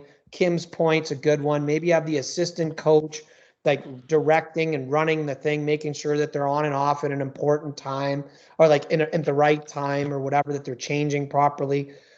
And then it frees you up now to be in the lines and you're asking questions. And in my mind, you're personalizing the experience with each of the kids, the group that just went on last, you ask them a question and, each kid kind of chimes in their own personal experience. And I just think that there's so much value in that. And what effectively, I guess, and it just hit me when Jordan was talking, is I'm trying to take the coach from being at the front of the group and move the coach to the back of the group where they're more facilitating and not directing. So the coach feels less pressure in some of these situations to be, oh my God, like I'm the teacher, I'm the coach, I'm the this, I'm the that. Like it's daunting.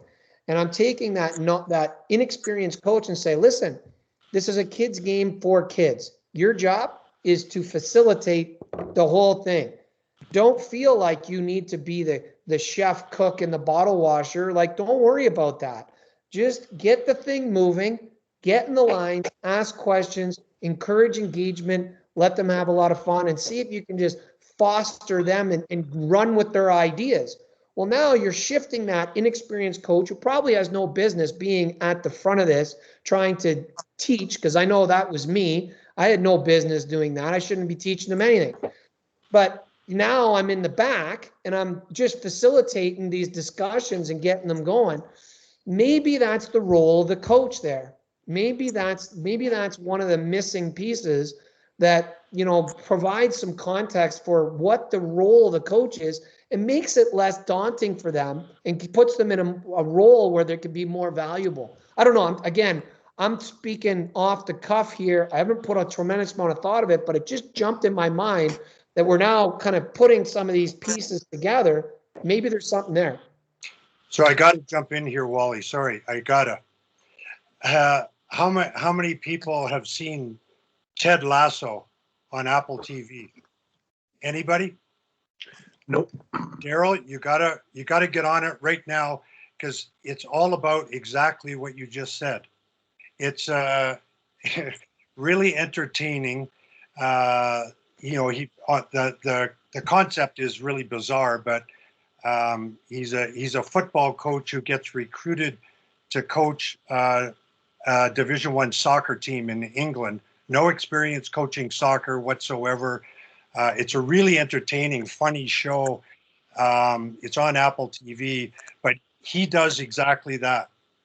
Instead of going in and knowing or understanding or thinking that his role is to start telling these guys what to do and directing everything, he totally takes the back seat and he observes and he's focused on developing and changing culture. And he has an assistant that sort of gets up to speed on the X and O's and he kind of directs all that. Anyway, highly recommend it. Peter Elander put me onto it.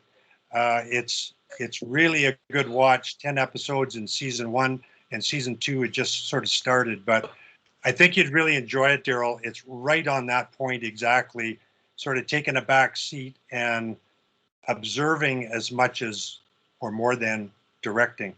Great show. Well, that's kind of my role now. Like I do that now. I'm in the back seat more than I'm in the front seat. I'm more of a facilitator of ideas more than a teacher. And I'm at the kind of the other end of the spectrum, but I'm wondering if there's something to that. And it may be a way for the coach to connect with the players and be more relatable and, you know, be a little vulnerable in some senses and turn it over to the kids in a lot of ways. Like, I don't know. Like, I don't know if we're going to lose anything there. I think we're gaining. Pretty interesting. So I think you gain in the long term for sure. And that's where a lot of us fall down as coaches. We see the short term.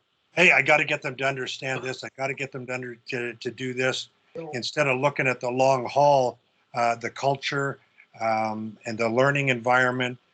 Like you say, the relationship between the coach and the players, all are more long-term projects instead of being focused on, hey, we got to be better in our D zone, so we got to do this. Anyway, you got to watch that series, everybody. I think Kim, can you send me a link because I'm not sure if I even have Apple TV or I'm up to speed. You have to buy it. It's like $5 a month, I think. Okay.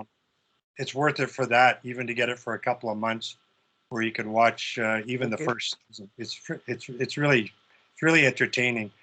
The guy is over the top, sort of optimist. Anyway, it's good. It's good. Go ahead, Kim. I had a couple points I sure. wanted to make before Kim, if you don't mind, because they relate to what's been going on in the discussion. Getting open L box support.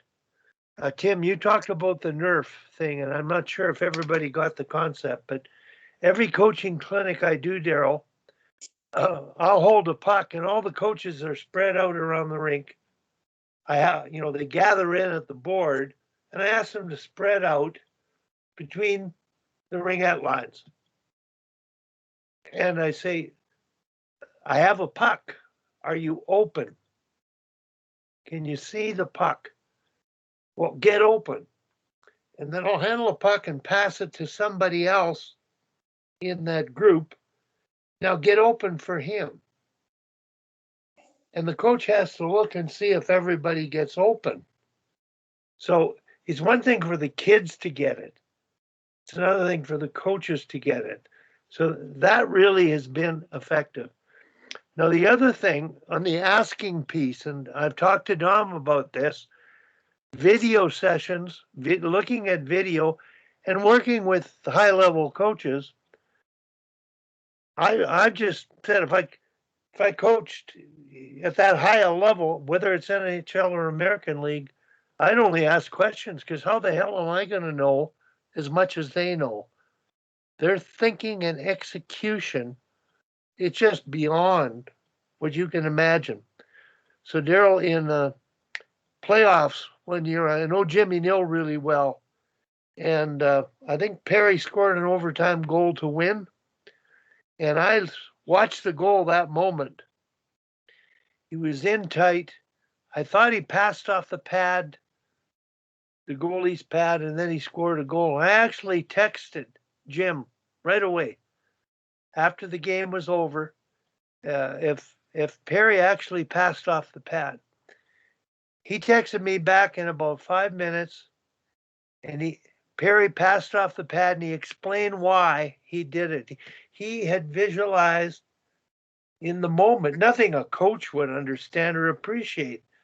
It just told me that player executing and his thought process at the moment at that level, asking them questions, I think it's important at the younger level to get in the habit of doing that. But at the pro level, those kids coming up, if this takes off, and I think it is, they're being more engaged.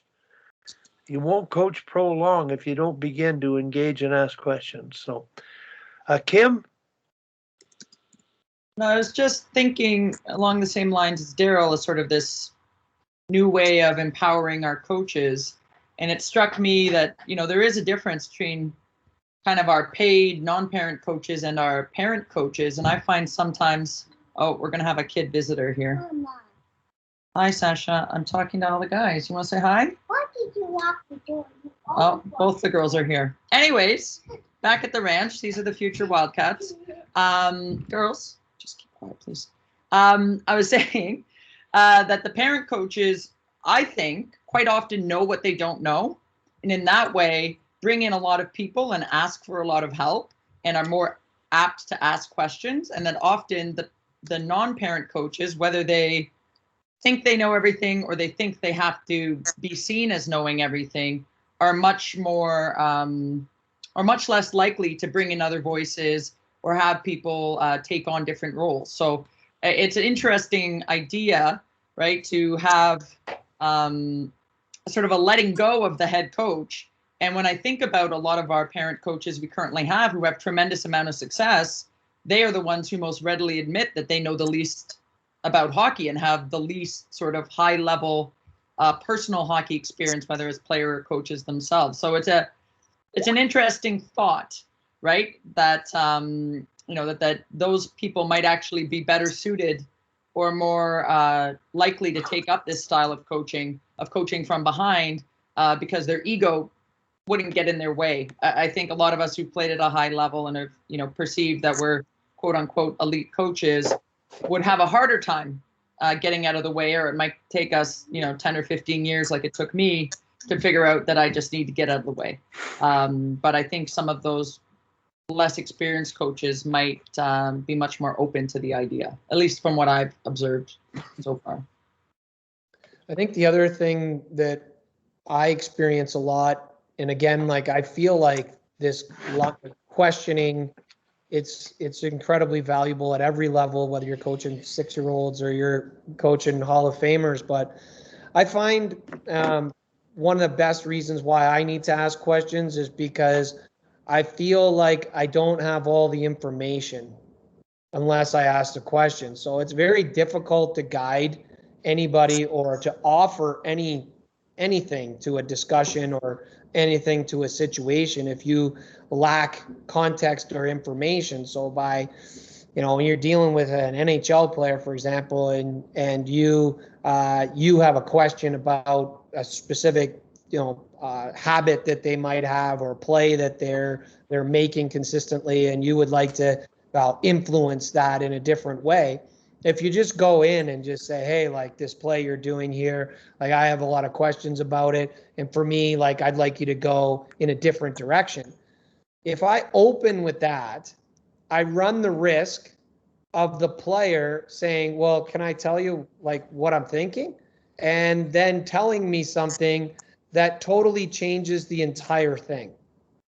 And all of a sudden I'm left there rather embarrassed because the player has it much more figured out than I had, and my idea of where I want to go is no longer relevant because I didn't take the time to understand first. And I think that that's a really important aspect with all coaching, whether you're coaching 8-year-olds or whatever.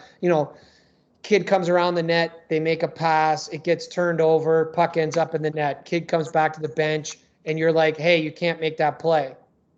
I've done it a million times. Hey, what are you doing? What are you thinking? You can't make that play. And those aren't questions. Those are, you're accusing the player like, hey, that's like a dumb play.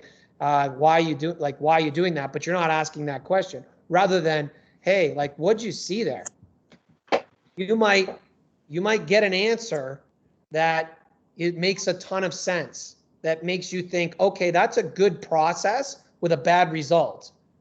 That's not a bad play. And I think sometimes if we can get asking those questions and understand those processes, maybe that just, if we don't know whether that's a good process and a bad result, it at least reduces the amount of time that we think we're just imposing. And the higher the level you go, the better the reasons are that the players have for doing what they do. And I think it's irresponsible on my end to just go in there and just say whatever. It's better for me I have an opinion of what I think, ask the player what his perspective was. Now I can gather all the information and decide whether my thoughts now are still relevant. I think that's a really important piece. How do you make any suggestion if you don't have all the information, or at least a good portion of the information? I think that what the player's perspective is actually pretty important. We talked on the way to back from Banff, Darryl, about the exercise I developed for HP1 evaluations and mandating that they ask questions. And so between periods, I made them ask 2 questions that the group had to answer before they went in the dressing room. What did you like about what we did? So they had a positive mindset. And what do we need to do better? And normally everybody gets together and talk, well, we're not this, but we just said that. Then they had to go in the dressing room, ask the kids those questions, and shut up and listen. See what they were thinking. And of course, one kid did ask the question that was on their mind, which was decent. They didn't have a clue in their own zone. He said, well, we don't know what we're doing in our end, or something to that effect. But at the end of the game, when the head coach, and I wasn't HP1ing him, he was an older, experienced guy. I was HP1 assessing the assistant. They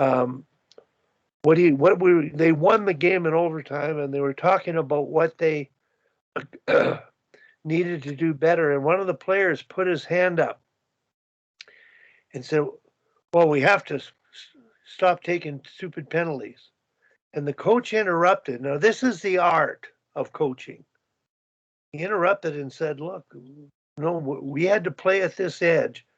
We are a strong physical team.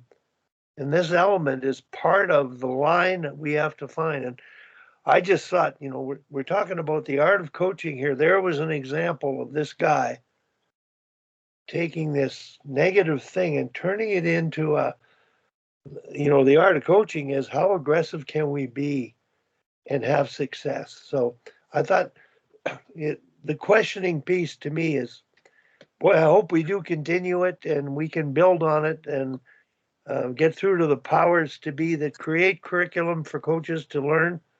It's really valuable, really valuable. So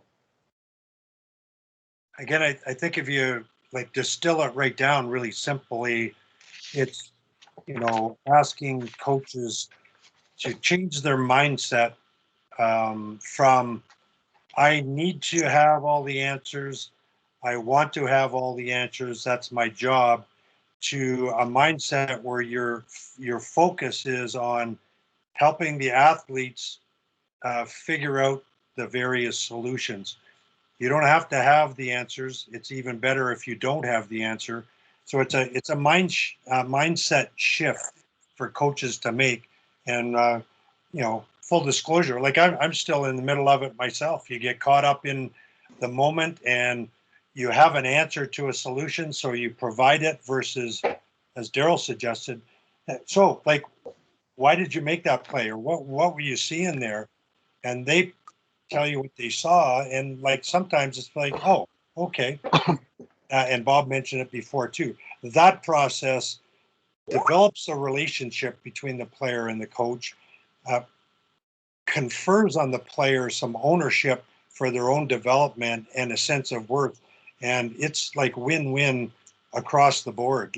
But it's a shift in mindset from, as a coach, my role is to have all the answers and provide all the answers, to one of my role is to help you develop your own mind. And again, on one of those little Olympic commercials this week, I forget now whether it was a soccer coach or I think water polo coach saying exactly that. Like when the game is on, it's all you, and it's your game to play, and my job to help you figure out how to best play your game. So it's a mindset shift.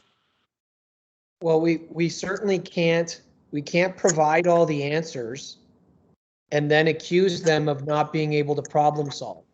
So which is it? And this is where I think we do our actions as coaches and skill coaches match our ambition. Our ambition is to provide or to develop kids who are able to problem solve and have great hockey sense and be able to contribute to the betterment of the game. That's our job, and have them have the maximum amount of fun as possible. So now we tell them what to do. We don't engage them. We accuse them of not having any ability to problem solve, think for themselves, or make any plays that have any real value. And we joystick them everywhere they go on the ice. Where the ambition of what we're ultimately trying to do doesn't really match our actions.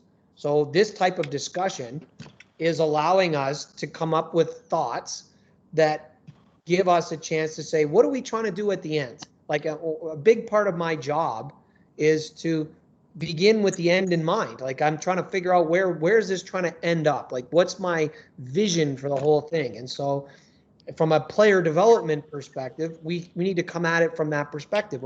What ultimately are our goals? I spit out a few goals. That might not be everybody's goals. Everybody's got different ways or what they want to get out of it. But at some point, you're going to want these kids to be able to problem solve. So what are we doing to foster that?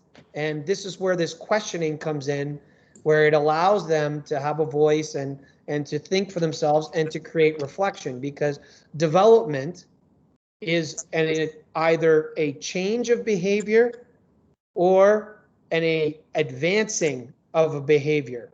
but it's a change of some sort. It's either advancing or you're trying to replace behaviors that you don't like. In order to do that effectively, there has to be a section in the player's mind that has reflection. And the sooner we can get to that reflection, the easier it is for us to engage in player development. Player development is non-existent without reflection.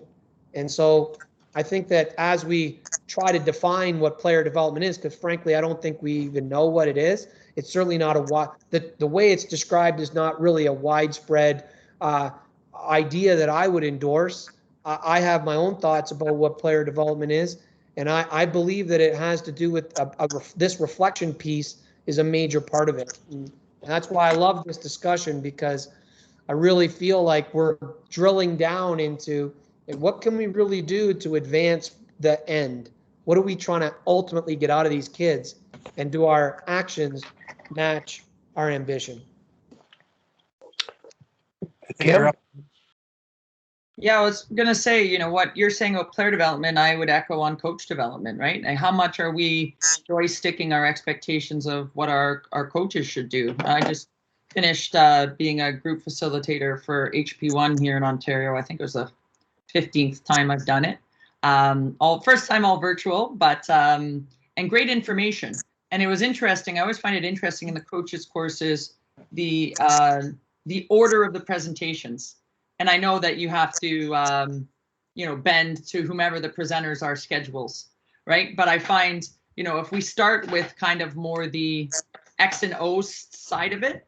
So if the first two presentations, for example, are power play and penalty kill, it seems to color the rest of the coach's experience for the whole course, versus if you start with, the leadership and the, planning modules. And so it was interesting with this course, we started with the first two presentations were mental prep and team building, right? Which I thought were a great place to start, especially in all my coaches I was mentoring are in the female game. So they tend to have a lot of questions about the mental side of it. So it was a nice place to start. And actually all the X and O stuff was backloaded to the last day. So power play, penalty kill, offensive zone, defensive zone was all near the end of the course. And I thought it was it might have just been the way it worked out. I don't know that, the Ontario guys necessarily did it strategically that way, but I thought it was great that you got a lot of, what Wally would prioritize with the mission statement and the why we do things was on the front end. And I think that's an important piece of the coach education, because often they come at it and go, well, once we got to power play, penalty kill, O zone, D zone, it's like, you could see their heads starting to spin. We do the group sessions after. They're like, I don't know any of this stuff. And I sort of wanted to say, and I did say, well, like, you didn't need to know all that. Like, you already knew some power play before you came in here. You don't necessarily need to know the 15 slides he just presented you on. But I really want you to know the stuff we talked about in, the leadership and the mentorship and that side of it. So I think it's, an equally important conversation with how we, ask questions of and develop our coaches, because we don't want them to think that, I need to have 7 different power play breakouts or 3 different, penalty kill forechecks in order to be successful as a coach. And I just wonder if in some of our programming, whether we're explicitly saying it or not, if that's sort of what we're implying, a high level coach is expected to do. And again, most of the coaches I had in my small group of 10 were younger female coaches who played at a high level, but had very little coaching experience. And so they thought, oh, I need to know all this X and O stuff. Like that's where I'm going to have my edge. So their perception was that the magical drill or the magical power play setup was going to be the thing that made them a good coach. So I just thought it was an interesting tidbit to share from a mindset and the way we deliver a curriculum and what we prioritize. I think it's really important where we start and meeting them where they are, as Darryl said, right? You have to have the end goal in mind, but then we have to meet them where they are when we start. And so just a different perspective. And ultimately the coaches, if you can empower one coach to do it better, they are going to empower 17 players to do it better. You know, is that a more impactful way to approach it? I'm not sure, but it definitely, I think our coach education system is pretty good. You know, I don't have experience with other countries' versions of it, but I do think there's certain things we need to prioritize, the softer side of hockey as opposed to the X and O side of hockey, you know, in how we empower the coaches. Darryl, I'm curious about the coaches being brought up over the years. They've been brought up with telling and knowing everything about everything, but I believe the generation of coaches now, head coaches, are sort of delegating some of the offense and defensive side of things, power play and penalty kill, to their assistants. So they're more available to observe and question and think and do that. Is that the case? You don't have to deal with at your level the know-it-all coach. It's his way or the highway. They seem to be relying on a staff. I'm just curious about your insights at the highest levels you worked at. And later on, maybe, if you remember, I think related to this, the story you shared with me about the junior team, the Chicago Steel. But today's coaches at the NHL level, the degree to which they're prepared to delegate, allow others to do things, and trust them to do it. Well, I think the amount of work that goes into being on an NHL staff it's absurd. Like it's, you know, whether the head coach, the assistant, two, you know, normally two, sometimes three assistants, you got one, maybe two video coaches, and it takes everything for them to just get through their day. Like it's a lot of work. And so you don't, I think with the amount of like what preparation and preparing your team actually means in the NHL and what burden that puts on the coaching staff to try to find a way to get their players to be, or to show their players that they are prepared and that they're preparing the team to be able to play. The work that goes into that, it doesn't afford much opportunity for one not to delegate. You have to. And what I think that does is that, you know, you used to have a whole situation where the head coach had to be like, find his way to be much more separate from the team in terms of relationship building, and that the heavy lifting for relationship building was going to be with the assistant coaches, that they were going to go in, get a pulse of the team, pulse of the player, all that sort of stuff. That whole, it's such a shared responsibility now. The head coach is doing a ridiculous amount of video work. The head coach is meeting players one-on-one. The head coach is spending time with players, talking about any number of different things that maybe they wouldn't have. But it's just the demand of that position. And I'm talking, I say NHL, I mean pro hockey in general. The demand for that job, the amount of hours that go into every day to prepare the team to play, it is an absurd amount of time, and the responsibilities are intense and immense, and it doesn't offer much of it in the way of not delegating. It's just too much. So, you know, it's like my old argument surrounding rules. I'm like, okay, so we have a kid who's going to be a digger, who's going to go get the puck. They're going to get the puck to the passer, and the passer is going to pass the puck to the scorer, and that's going to be our line, and those are your roles. And then all of a sudden, the scorer is now F1.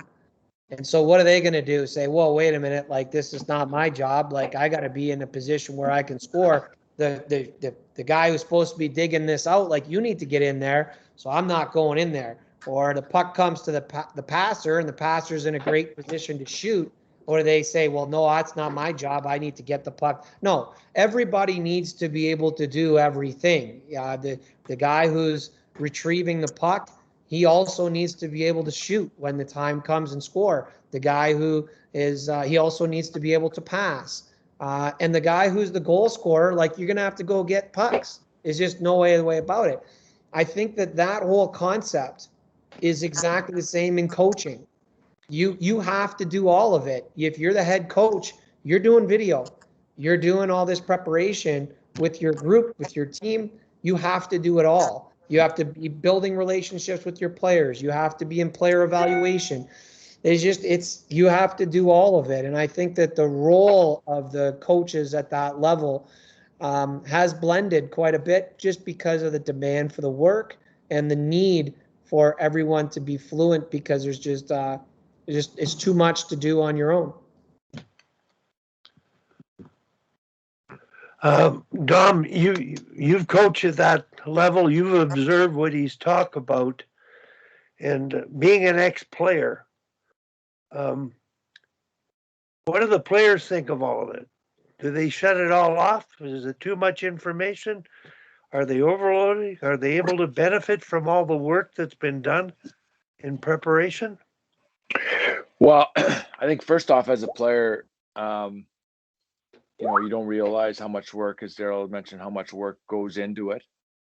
And so that's the first realization that the players don't have for the most part. They don't. But I know I've been a part of some staffs where guys are obviously being a part of the NHL staff and see how they work and the amount of time that goes into it. And then kind of being the conduit between the players. They definitely, there's a certain level of expectation as a preparedness that a player now kind of expects, but it's a fine line. Like there's times when meetings will be too long, and you get the sense within the room that it's too much. So coaches are very cognizant of meeting length. And I know, as a young coach starting, realizing that, you've got to, we wanted our meetings, 7 minutes or 8 minutes, as far as on, where there's power play or penalty kill, and, even shorter when it would be before the game. And so, to answer your question, I think players expect the preparedness, but there has to be an efficiency to what they're doing. And, from a coach's side, you're looking for, you've got 8 clips. Well, it's taken you an eternity to get those right 8 clips. And one thing I will say though, is that I've seen a large transition from a lot of team oriented video to now more individualized, and the players, the feedback from the players is that they would prefer that. They would prefer to have the individualized clips. Now, they want the accountability of the team clips, because that was an issue one in the past couple of years, of there not being a little bit of the team accountability, of somebody not, somebody kept turning pucks over into the middle, and coach would pull them aside in private and whatever else have you. And so there was, from the leadership group, basically, without saying, hey, that there has to be some accountability in front of the group. But for the most part, for me now, it's more and more individualized video. But as I say, there's definitely an expectation from the player side of what needs to be a level of preparedness, and whether it's a pre-scout or plan or whatever that might be.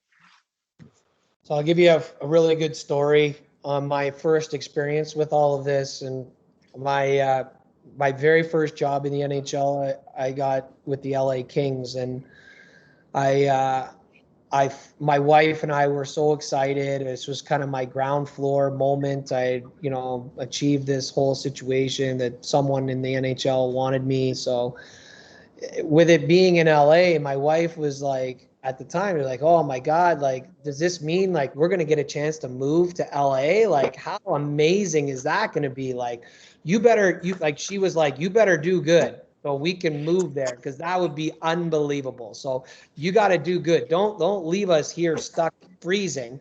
Like, let's go, and this is your chance. Like, make the most of it for our whole family. So I go out there and I'm all excited. I get a note, say, okay, you're gonna come at 8 o'clock in the morning. I said, okay, boom, I'm there. I can't wait. I'm there with bells on, ready to go. So we get going. My wife's like, okay, call me when you're done. I said, okay, no problem. So we go, and the day just keeps going and going and going and going. About 5 o'clock, I get a call from a few missed calls from my wife. 6 o'clock, a few missed calls. 7 o'clock, missed calls. Finally, she's like, "What the hell are you doing?" So we don't even get out of there till like 10 o'clock at night. And then they're like, "Okay, see you at 8 tomorrow." We do it all over again the next day. So I call my wife. I'm like, "Listen, I can tell you this right now. We are not moving to LA." She's like, "Well, why?" And I said, "There's no way we're going to be married if we're going to be doing this life." I said, like, we were used to being together every day. Like, I was with her every day, all day long. I'm like, if I'm here, we're here from like 8, sometimes 6, depending on the day, to 10, 11 o'clock at night. And we're going to do that every time. I'm going to see you. And so really reshaped the whole thing. But it was really funny when I first went out there. She was like, "Man, we're going to LA. Like, you got this chance. Like, this is going to be unbelievable." And then when I got out there, I'm like, if you want a quick divorce and you want to be in LA, we need to move out there as soon as possible. But if you want to be together, I don't know if this lifestyle is certainly not what we're used to. So it was really interesting. Gave me insight of how hard they actually work and the hours that go into it.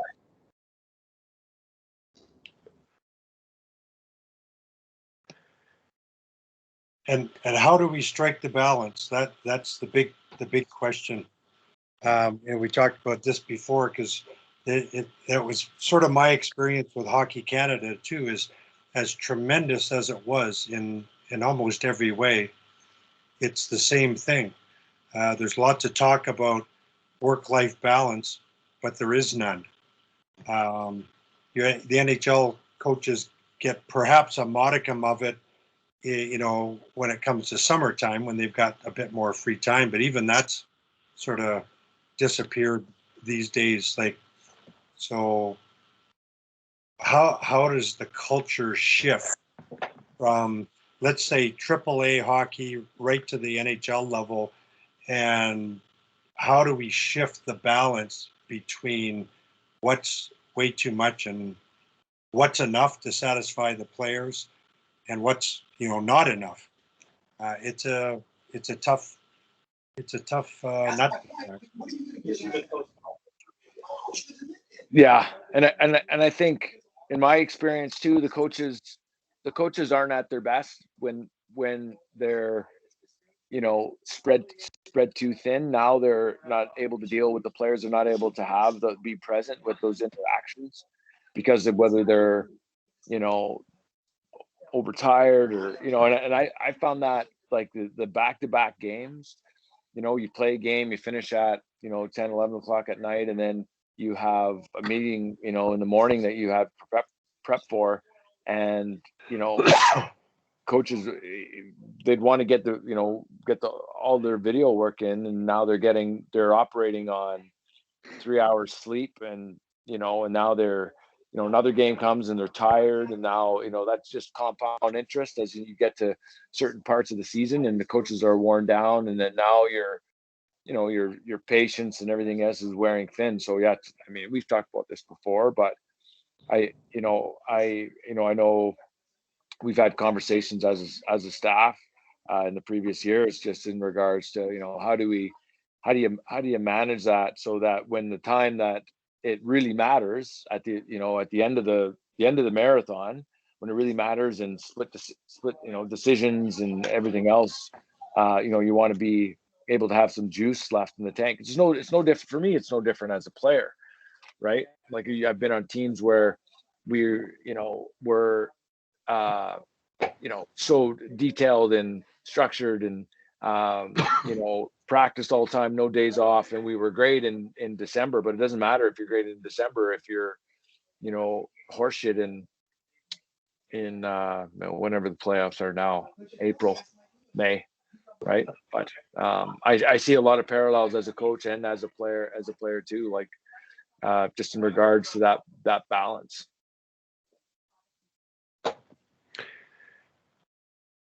Dom,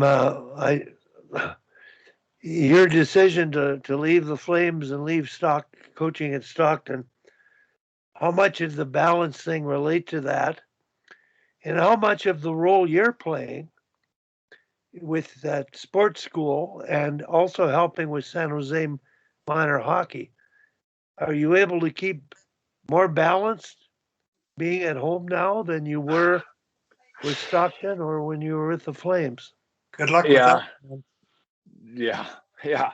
Well, and I mean now it's and it's a balancing act because I find myself right away getting into the same the same idea. Now you're putting just as much as much work and time so into it, obviously, developing the program and doing all the different things that come with it, is trying to find what holistic approach can you have that you're going to be able to sustain it, because ultimately the program's success is going to be dependent on being able to sustain being able to be present with the kids and being able to keep your cool with dealing with parents and everything else. So in the short period of time that I've had here, it's very, very, it's very, very similar. Ultimately, it comes down to just your overall, like what's in my opinion, your overall importance as to what you value and where you want to spend your time, and and so hey, it's a lot for sure. I guess the one thing that is different from my side is I guess I'm the one calling the shots, but that might actually be might be a bad thing, because now I might actually put more time into it. But yeah, to be honest with you, by my schedule hasn't necessarily changed. I still have the same hours and the same amount of time that I've put into it. It's just now more time, because I'm directly involved with my kids and that. So I think some of the answers to this, it lies in the development of people around you. And I think that the biggest fear in my life is not working hard enough to prepare to be ready for the questions that I'm going to be asked. And so I have this fear of not, did I do enough work to prepare?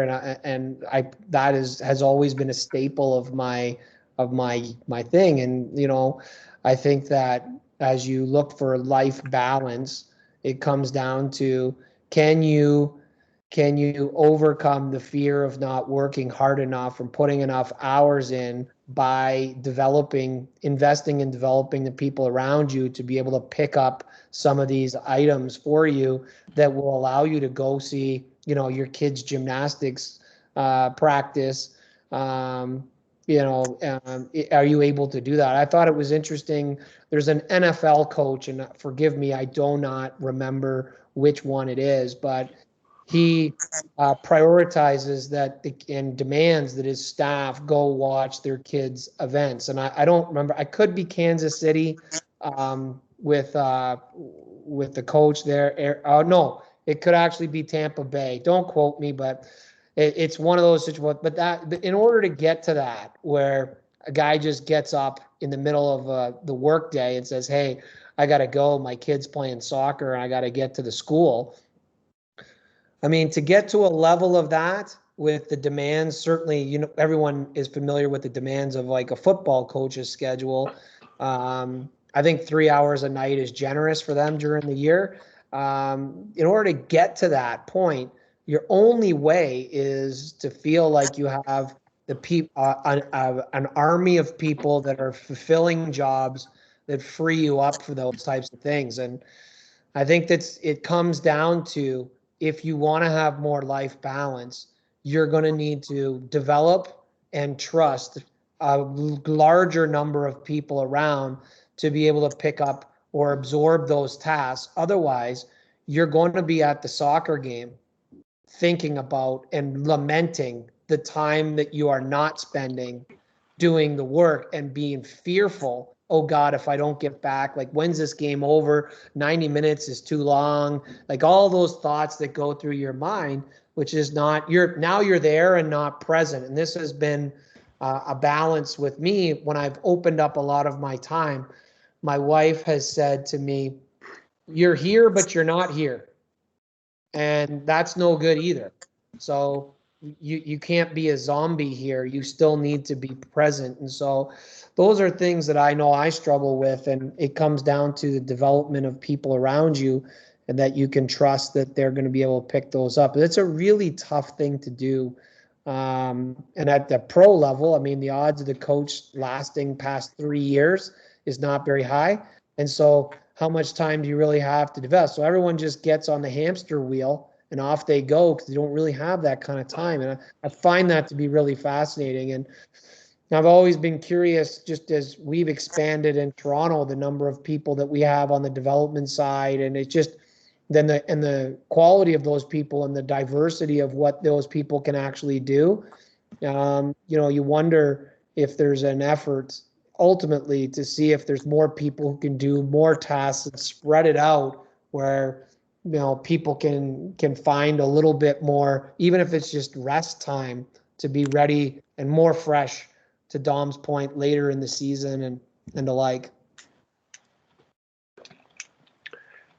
Darryl, what you're talking about, it was really interesting. I know Haley and Danielle now are on your team, and they're sort of under your wing.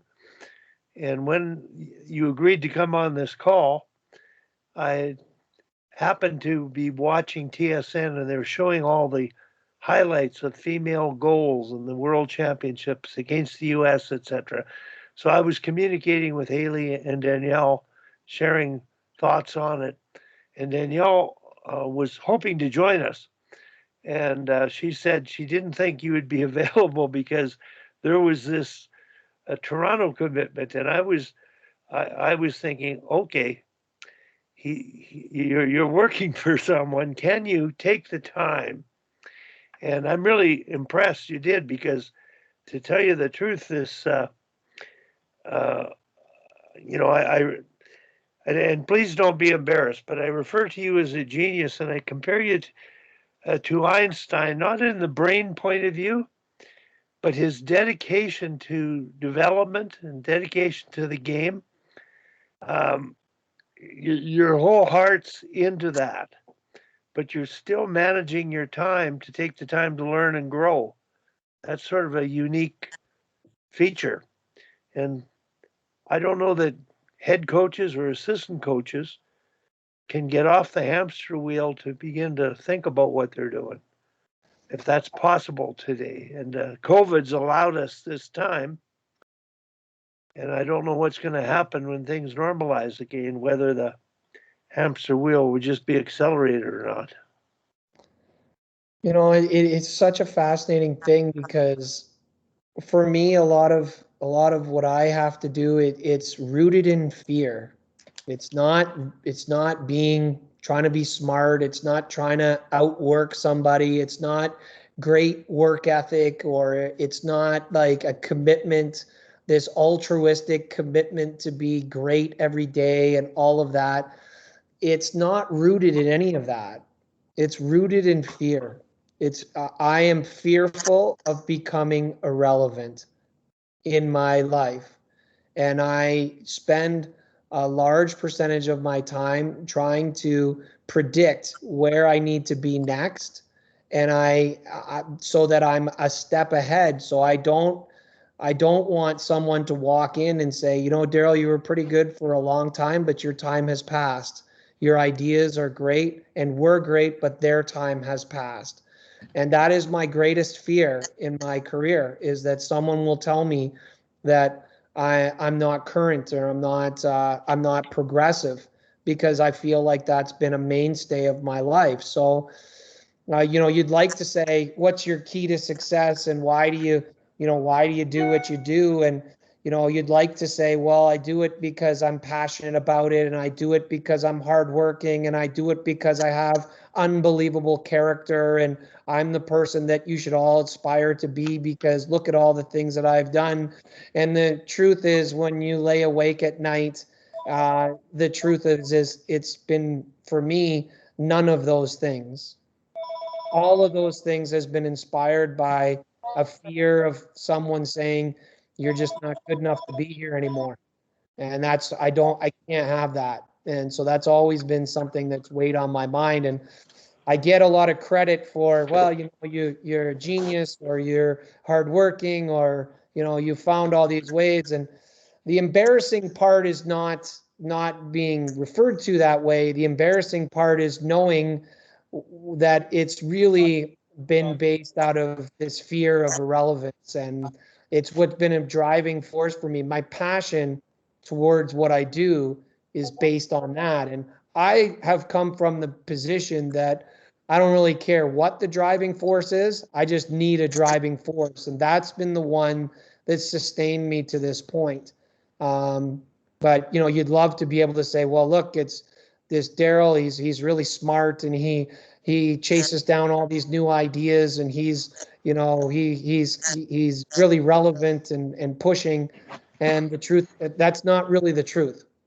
And so it's important to share that, because for me, the driving force is fear. For others, that's not the driving force. It's other things. It's a need for a connection with the game, or they have a whatever their why is.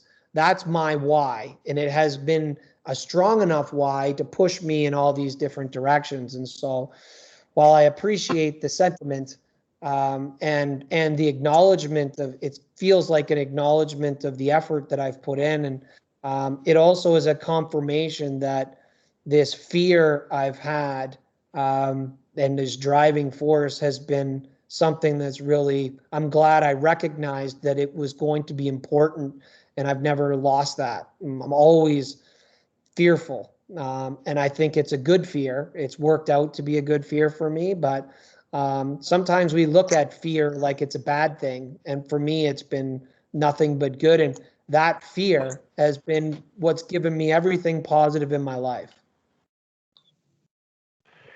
So That's it. It's interesting, boy. Tim, you got something to comment?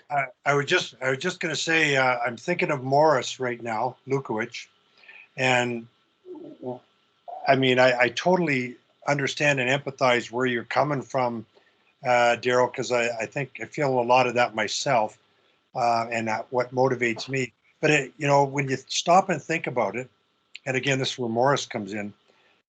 What you just said could be easily sort of repackaged as, it's not the fear that's driving you. That's maybe what's front and center in your mind, but it could be easily repackaged as a desire to be cutting edge, a desire to be at the front of the pack, putting it in a positive light, a desire to be the best at what you do, from those perspectives, like be on the cutting edge. What's coming next? Always looking ahead. That's a pursuit of excellence, as much as it is a fear, and maybe in some ways, like you say, it's driven maybe by the fear, but it's easily repackaged as a pursuit of excellence, and that's what drives you, the passion to be excellent at what you do. Well, So there's a script. Take a deep breath and be a little kinder to yourself. Well, there's a script that I've built that I think has been really good. So one of the more powerful scripts that I've built for myself that I use on a daily basis is, I'm only as good as my next idea. That's been that's been a real good script for me, because it implies naturally you must continue to search. And I honestly, it's to create a visual. It's like the bridge of the idea. So if you looked at it, it's like a bridge. The idea is a bridge, takes you from one idea, and then you use the bridge to get you to the next idea. I'm setting fire to the bridge behind me all the time.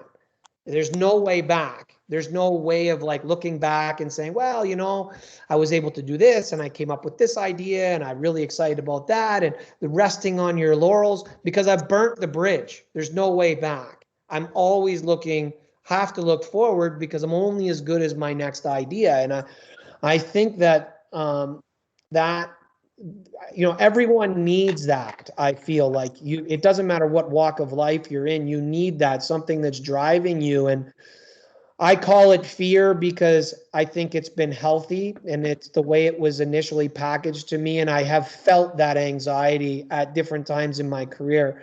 And it's been good for me. It's really forced me to really put time into to really think about what I'm doing and be reflective to be progressive, reflective to be progressive. Really important concept. And these scripts, little scripts that you have in your mind that, you know, are really important. And when people ask me, I've said this many, many times in many interviews, oh, I'm only as good as my next best idea. And that has been a script that I've stuck to for at least a decade now. And it's really been helpful to keep that on the mind. But when you're running from those, when you're running at that, with those ideas in mind, there's not a lot of balance. Your mind is turning all the time, and it's part of the balance is having good people around you. And my wife not knowing or caring as much about hockey has been a true blessing for me, because she'll raise issues or thoughts that are not hockey related, which has been really good for me. To get me off that hamster wheel. But I think for everyone's on, anybody who does anything good is going to be on the hamster wheel at some point. I just don't think you can't. You're going to need to have that level of dedication to what you're doing. The question is like, why are you doing it? Because that's going to lead to burnout if it's not a good idea or a good enough reason. And then how do you find and chip away at the periphery of your mental health as you're going through it to make sure that the way you're packaging it or repackaging it, as you say, Tim, has really brought some more context to what you're doing. But I think it's important to kind of share those ideas, because that's the truth of it, or has been my truth anyways. Yeah, that's tremendous, Darryl. Like, and I'm just thinking as you were talking or just writing down, like, and again, it's a mindset thing and it's a perspective thing. You know, the old hockey adage, you're only as good as your last shift or your last game, is framed in the negative, and Morris would be quick to point this out. And maybe we're all will benefit more from changing that adage to, we are only as good as our next shift and our next game, because that's forward thinking and that's healthier. Putting, like you say, burning that bridge behind you and looking ahead to how you can be better or improve on your last performance. So I think that's a really cool kind of twist that's come out of this, that old adage, you're only as good as your last shift, last game. Let's bury that and change it to we are only, because Morris would want us to use we instead of you as the team, talking to our teams. We are only as good as our next shift and our next game. And that's, I think, a way better place to start your next, I could get into the sports side thing again, your next approach to your next task. Hockey and athletics and everything is approach, outcome, response.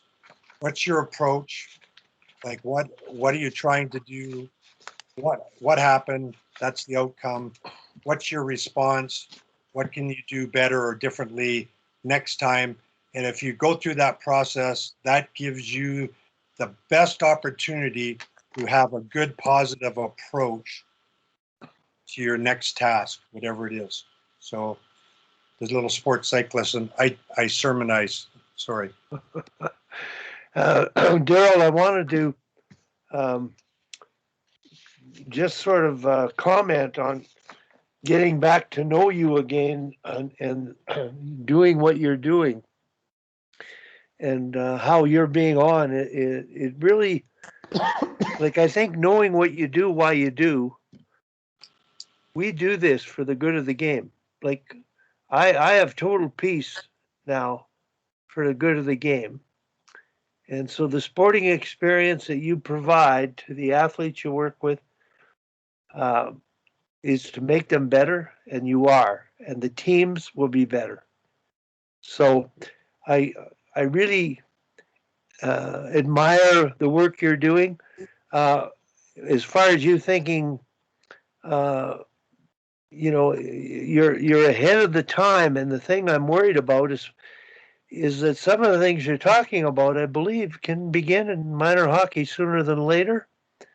What you're doing with Ella and the ice times with whoever you have on the ice with you, and you mentioned to me, she's sort of the guinea pigette, and you've experimented with her. And I watched the ice sessions on the weekend, and I observed her execution, particularly in the 4-on-4 scrimmage, of the total free play, and as Tom would mention, the 1, 2, 3, 4, 5, the free thinking. Unlike the way the game is played today, we're still not there yet. And thank goodness you're doing what you're doing. And we're going to watch your daughter at the national team practice today. We're going to watch 3 practices, and we all want that team to be better and more successful down the road. So keep up your work, because I think everything we're doing is for that goal, that good of the game of being better on the ice. But I think just being better people, if you're going to be good off the ice, you're going to be much better on the ice. So I really want to thank you for that. Somebody put in the word, and I know when Darryl, I just first met Ella walking into Crowchild Arena, he mentioned she was sort of the experimental, and I used the word guinea pigette. And I just thought, oh, I wasn't going to say pig, but I feminized it a little bit. And Yeah. but that meeting, and with Sil being there, my wife was wondering. I said, I've got to go to these. I want to see these practices, and I said I wanted to get Sil to autograph her books. I forgot. I should have thought of it, because when Darryl was picked up at the airport, he brought the books to my wife in the yard, and I was downstairs having a nap or something, and I didn't know that they had come to drop the books off. I bought 5 of them to give to every one of my family members. But when I went to Crowchild to that ice time, I didn't know if Sil was going to be there or not. I just thought, yeah, she wouldn't. My wife said, well, what would she be there for? I said, well, number one, she cares. She's going to be there. And that authenticity and that commitment to, when you do something, to do it and go all the way and do it all out, that really resonated with me. And so when I mentioned it to my wife, I just said she'll be there. I just anticipated it. So Sil's been Ella's trainer for, I think this is her 3rd summer. And we have her come down to Florida, and she spends her time there so she can train Ella every day. And we do ice time, whatever, 2, 3, depending on when we are in the summer. It could be twice a week, could be as many as 4 or 5 times a week as we kind of plan out the months ahead. But Sil's there for 2. This year she was there for a little over 2 months. She doesn't miss an ice time. She goes to every one of them. And the reason that she does it, which is, I think, is great, is she wants to see how she's moving off the ice in relationship to what she's doing on the ice, and gathering intel and information. And I think that the more coordinated those things are, the better. Now, we're lucky because Sil's that way inclined, but just in general, whether you're a trainer or, maybe you're the, massage therapist or you're the chiropractor or whatever, like finding time to watch the kids on the ice is just so important. And yeah, Sil would be at every one of them just because of she believes that's a big part of her process. And then they get into discussions on movement as it relates to what she's doing in the gym. To, hey, you remember that drill? This is how we're going to recreate it. Like there's a lot of stuff that parallels in, and Sil's able to pull from those things that goes on the ice into the gym. It's fascinating. When I got her book, I read it. Like it's an easy read. There's short chapters, maybe 2-3 pages. She's an artist. Yes. And it was so brilliant. I didn't want to encourage my wife to read it because she's so busy. She said, well, I don't have time. I don't have time. But I left it laying on the coffee table. And this was like for 2 weeks. And I'm watching, I don't know whether it was hockey or playoff. No, it wouldn't have been playoffs. It would be the Olympics. And she's sitting on the couch with the book right in front of her. And she picked it up and started to read it. And she was blown away. She's a very intelligent lady, a writer, a reader, an artist, a gardener, you name it. And this is really good. And she just spoke so well of the book in terms of personal mental health. And it just was something that resonated with her and with athletes, with anybody at any walk of life. And for my wife to speak that highly of it, she said, it's better than the Bible. That's quite a statement. So to have Sil on and having written a book like that next week, she said she would be able to join us. I'm going to be editing this portion, which started at the 2-hour and 38-minute mark, Darryl, to promote, Sil's attendance and people joining. And hopefully you can slip on, regardless of where you are. Next Thursday, I'm not sure what time the game is at night, but I think you might be able to be in town still. But I really want to thank you for coming on here. I'm going to be editing this portion, 239 to 241 it is, to promote next week's session. That's my first edit, so I really want to thank you for that.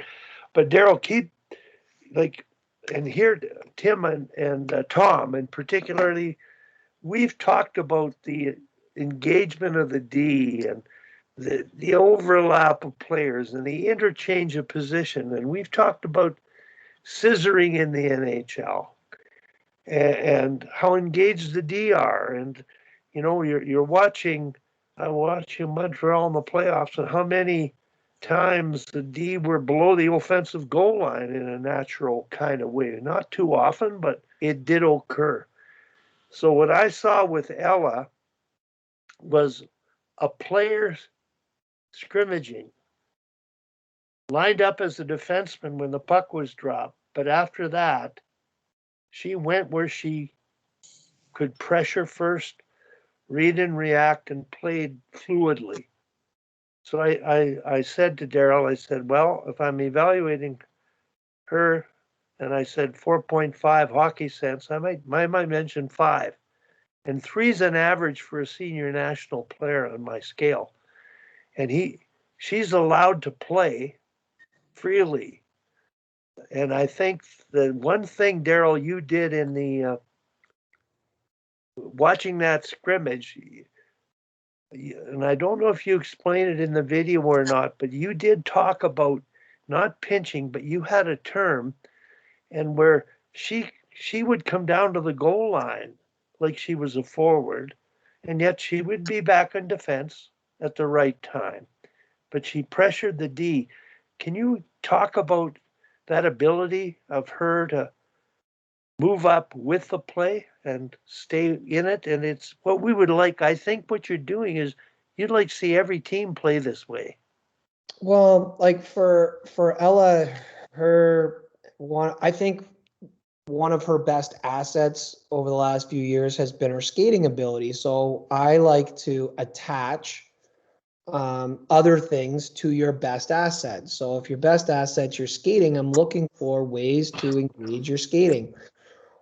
One of the things that we did was, rather than call it pinch, we want to discourage. So we termed it Ella Island, which is basically like, if the other team has the puck and they're trying to break out, Ella's objective in her mind is to get that player who's trying to pass the puck to the winger to look and see that that play is not available. That Ella's already down there. She's already closed that whole situation off.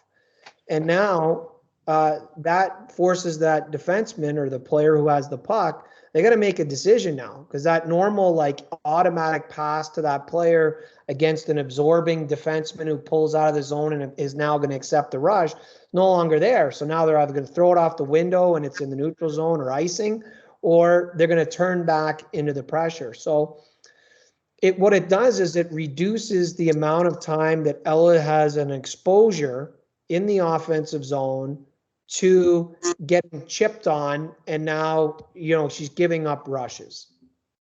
So the idea is not put yourself in a 50-50, because a pinch by nature of definition is that it's almost like a 60-40, right? Like, you're reading the play like 10% better than everyone else. You get there maybe 10%, and you're arriving like just as the puck is arriving, or arriving just before the puck is arriving. But if any miscalculation, and now it's a 50-50, and boom, the puck is chipped out.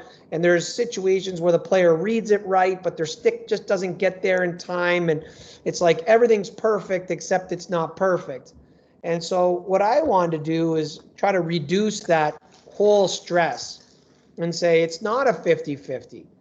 Put yourself 100% in, or in some cases, you might have to read the center speed coming out and absorb that speed, but read this whole situation. But if there's an opportunity when the play goes from one side to the other, where that winger is now on an island, you should be discouraging any pucks to even come there at all, and put that player on an island. And it's an effective way of really engaging someone skating, having them read the play in advance. Because the other part about a pinch is that it's almost happening as it's happening. It's like just a little bit ahead, but it's not like totally ahead. It's just a little bit ahead.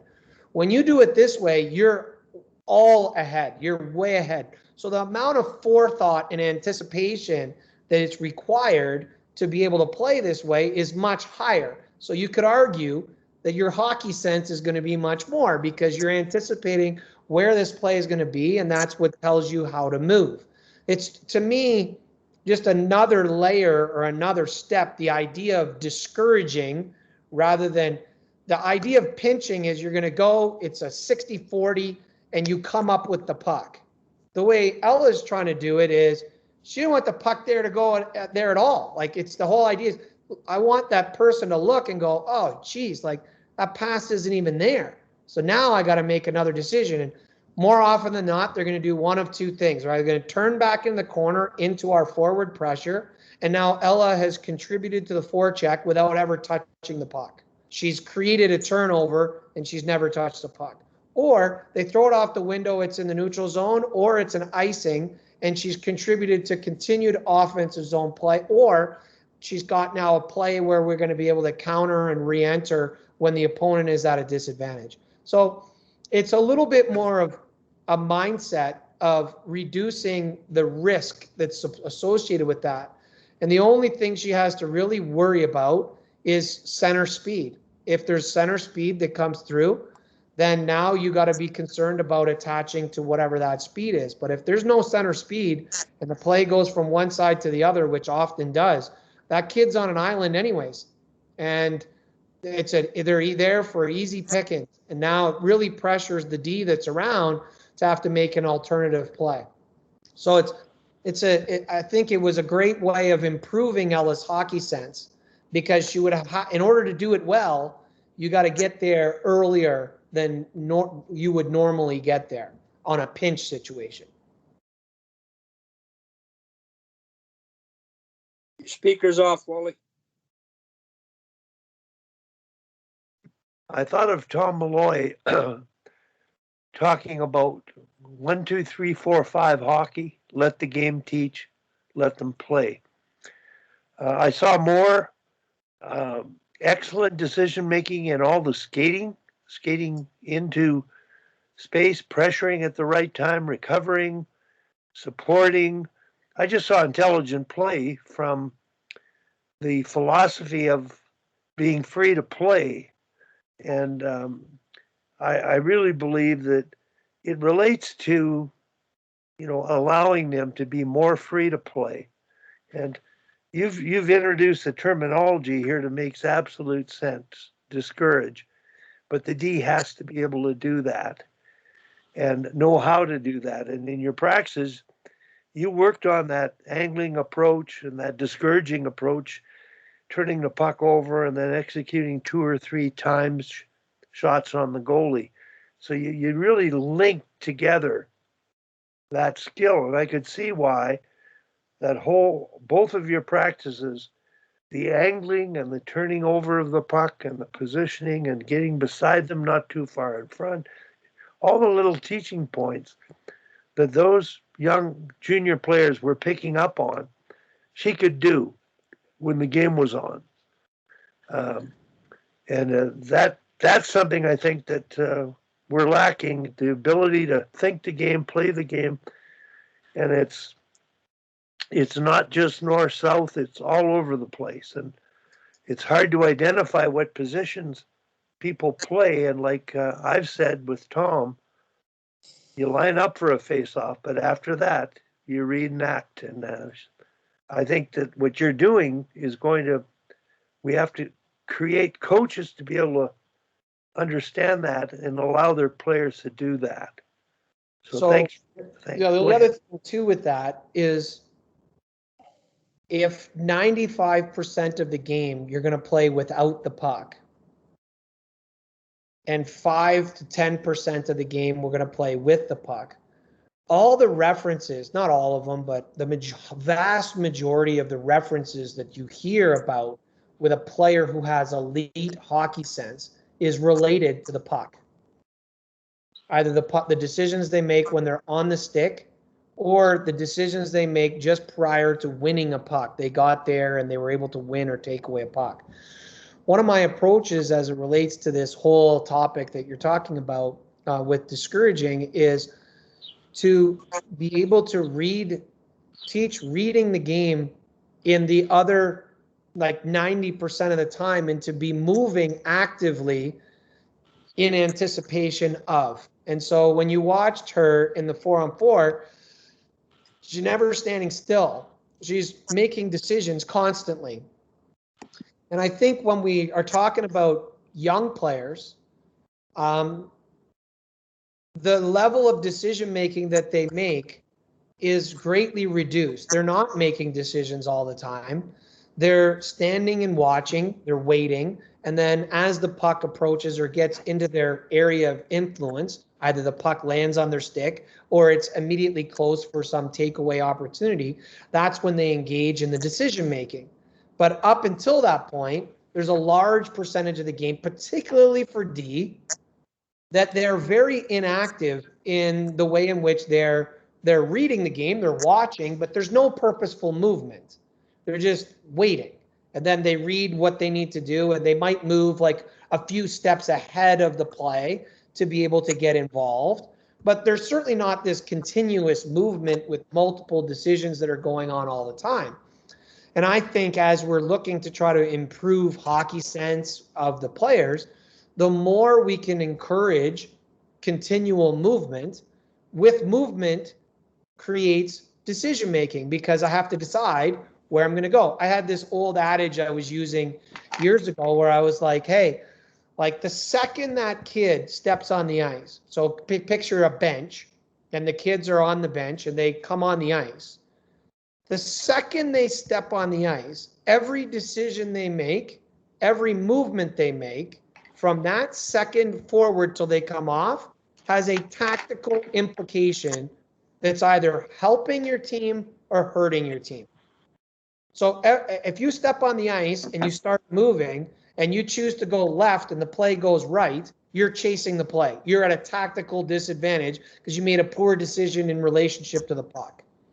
And every decision that you make from that moment, from a movement perspective, you're either closing space or expanding space.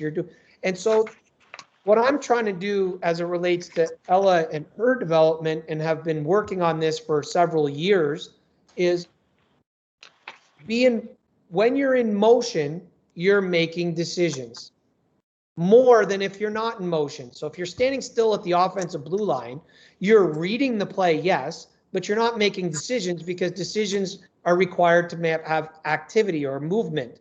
And so when you're in motion, you're deciding. So if she's in perpetual movement at the blue line, she has to decide, how much depth should I go? How fast should I be moving? Where is the puck? I don't want to swing away from the puck. I want to swing to the puck. What's my movement in relationship to the other players? Who's the biggest threat here? Who has speed? Who should I be attaching to? There's all these decisions that have to be made. And over the last few years, she's made every mistake, of course. And she's misgauged speed. She's misgauged space. And she's found these situations where she's been caught in poor spots. But over time, if you just do it more and more and more, eventually you start to sync on the timing. So what you are able to see in those shifts that she was playing, where she never played with these kids before in their life, she had no idea who they were, she was able to read the game and she was able to move and make decisions through that movement. I believe if she was static and didn't move, the decision making would have been a lot less, and your perception of her hockey sense would have been significantly lower, because you can't go in her head when she's standing at the offensive blue line and ask her what she sees. But when she's in motion, you can see exactly what she sees. Oh, she's seeing what's occurring. She's calling right now. Let me grab this call. I need to grab this. I'll get back on here in a second and finish that. Everybody else that's on, I'm really glad we got Darryl on. And Tim, thanks for the idea to get him back on again. But I know, Bobby, you're on, and you when I went and talked to you and McCready about the ice time, what you thought, and we did, the point of, he phoned an agent and got, at the one phone call, he had 8 elite players out there to help Ella, but to be helped by working with him. It wasn't run for them. It was run for her preparation for this camp. And optically, it looked like, well, he was doing it for her. And that was the case. There's no charge for the players coming out. They just got a chance to be on the ice with Darryl. And the improvement I saw, I appreciated as the ice times, but I appreciated more when he did his videos and explained what happened. And when I saw Ella play 4-on-4, she more than belonged, because she, given her, age, given her experience, she skated the game better and anticipated and jumped in. So like her hockey sense, her decision making was off the chart. That struck me. So I think there's really something to look forward to here and take advantage of. And I don't know how many pages of notes other people have, but I'm at 8 right now. So, Wally, are you a little concerned that when she goes to camp that her style of play is not going to be acceptable? Darryl and I have talked about it already. She looks like, when I look out there, she looks more like they're going to convert her to a forward because of the way she skates and the way she moves and the way she's anticipating and trying to close down plays. Most coaches don't want their defensemen to be that active, particularly in the offensive zone. So I'm wondering how she's going to be accepted. Yeah, we've had that conversation with Darryl. Darryl, the first practice, we talked about that. I said they're going to make her a forward. Yeah, And I wouldn't be surprised. They will, because they're not ready for 1, 2, 3, 4, 5 hockey. Yep. So that's my point. Old school coaches, they'll make her a forward and they'll play 2-3 hockey.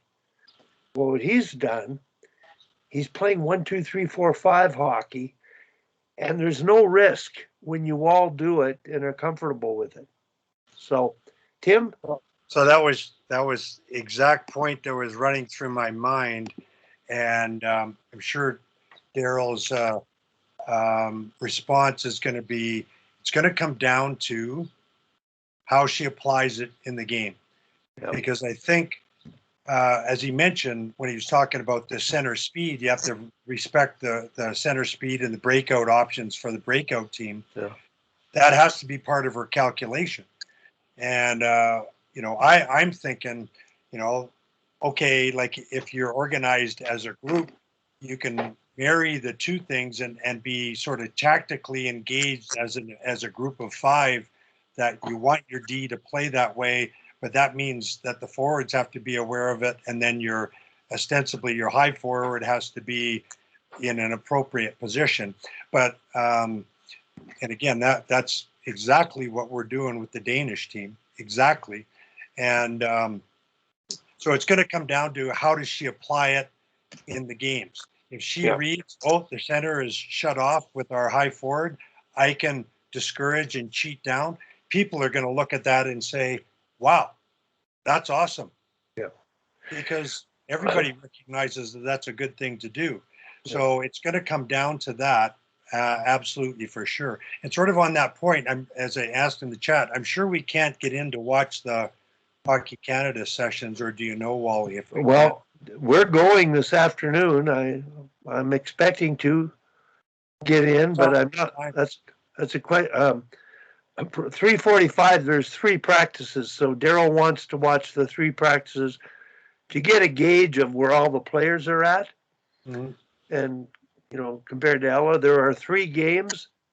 Well, there's a number of games. I've got Ella's on my thing, and I'll send you the link that he shared, which has all the practice times and the scheduled game times. Yeah, I'd be surprised if there's easy access, but maybe in the current environment, it might be okay at it. But so I might try to get there then. I was at a tournament on the weekend, previous weekend, packed. It was an elite Pee Wee tournament. I went with Ryan because his son was playing, and some of the best kids in Western Canada. And so I'm expecting you'll be able to go. I haven't heard that you can't. I texted Brian Hart. But you won't be able to go to the Women's World Championship at this point. Well, which is totally unbelievable to me. Oh no, I know that's silly. That's silly. Now listen, related to this idea of 1, 2, 3, 4, 5. Yeah, reading F3. When I saw her play.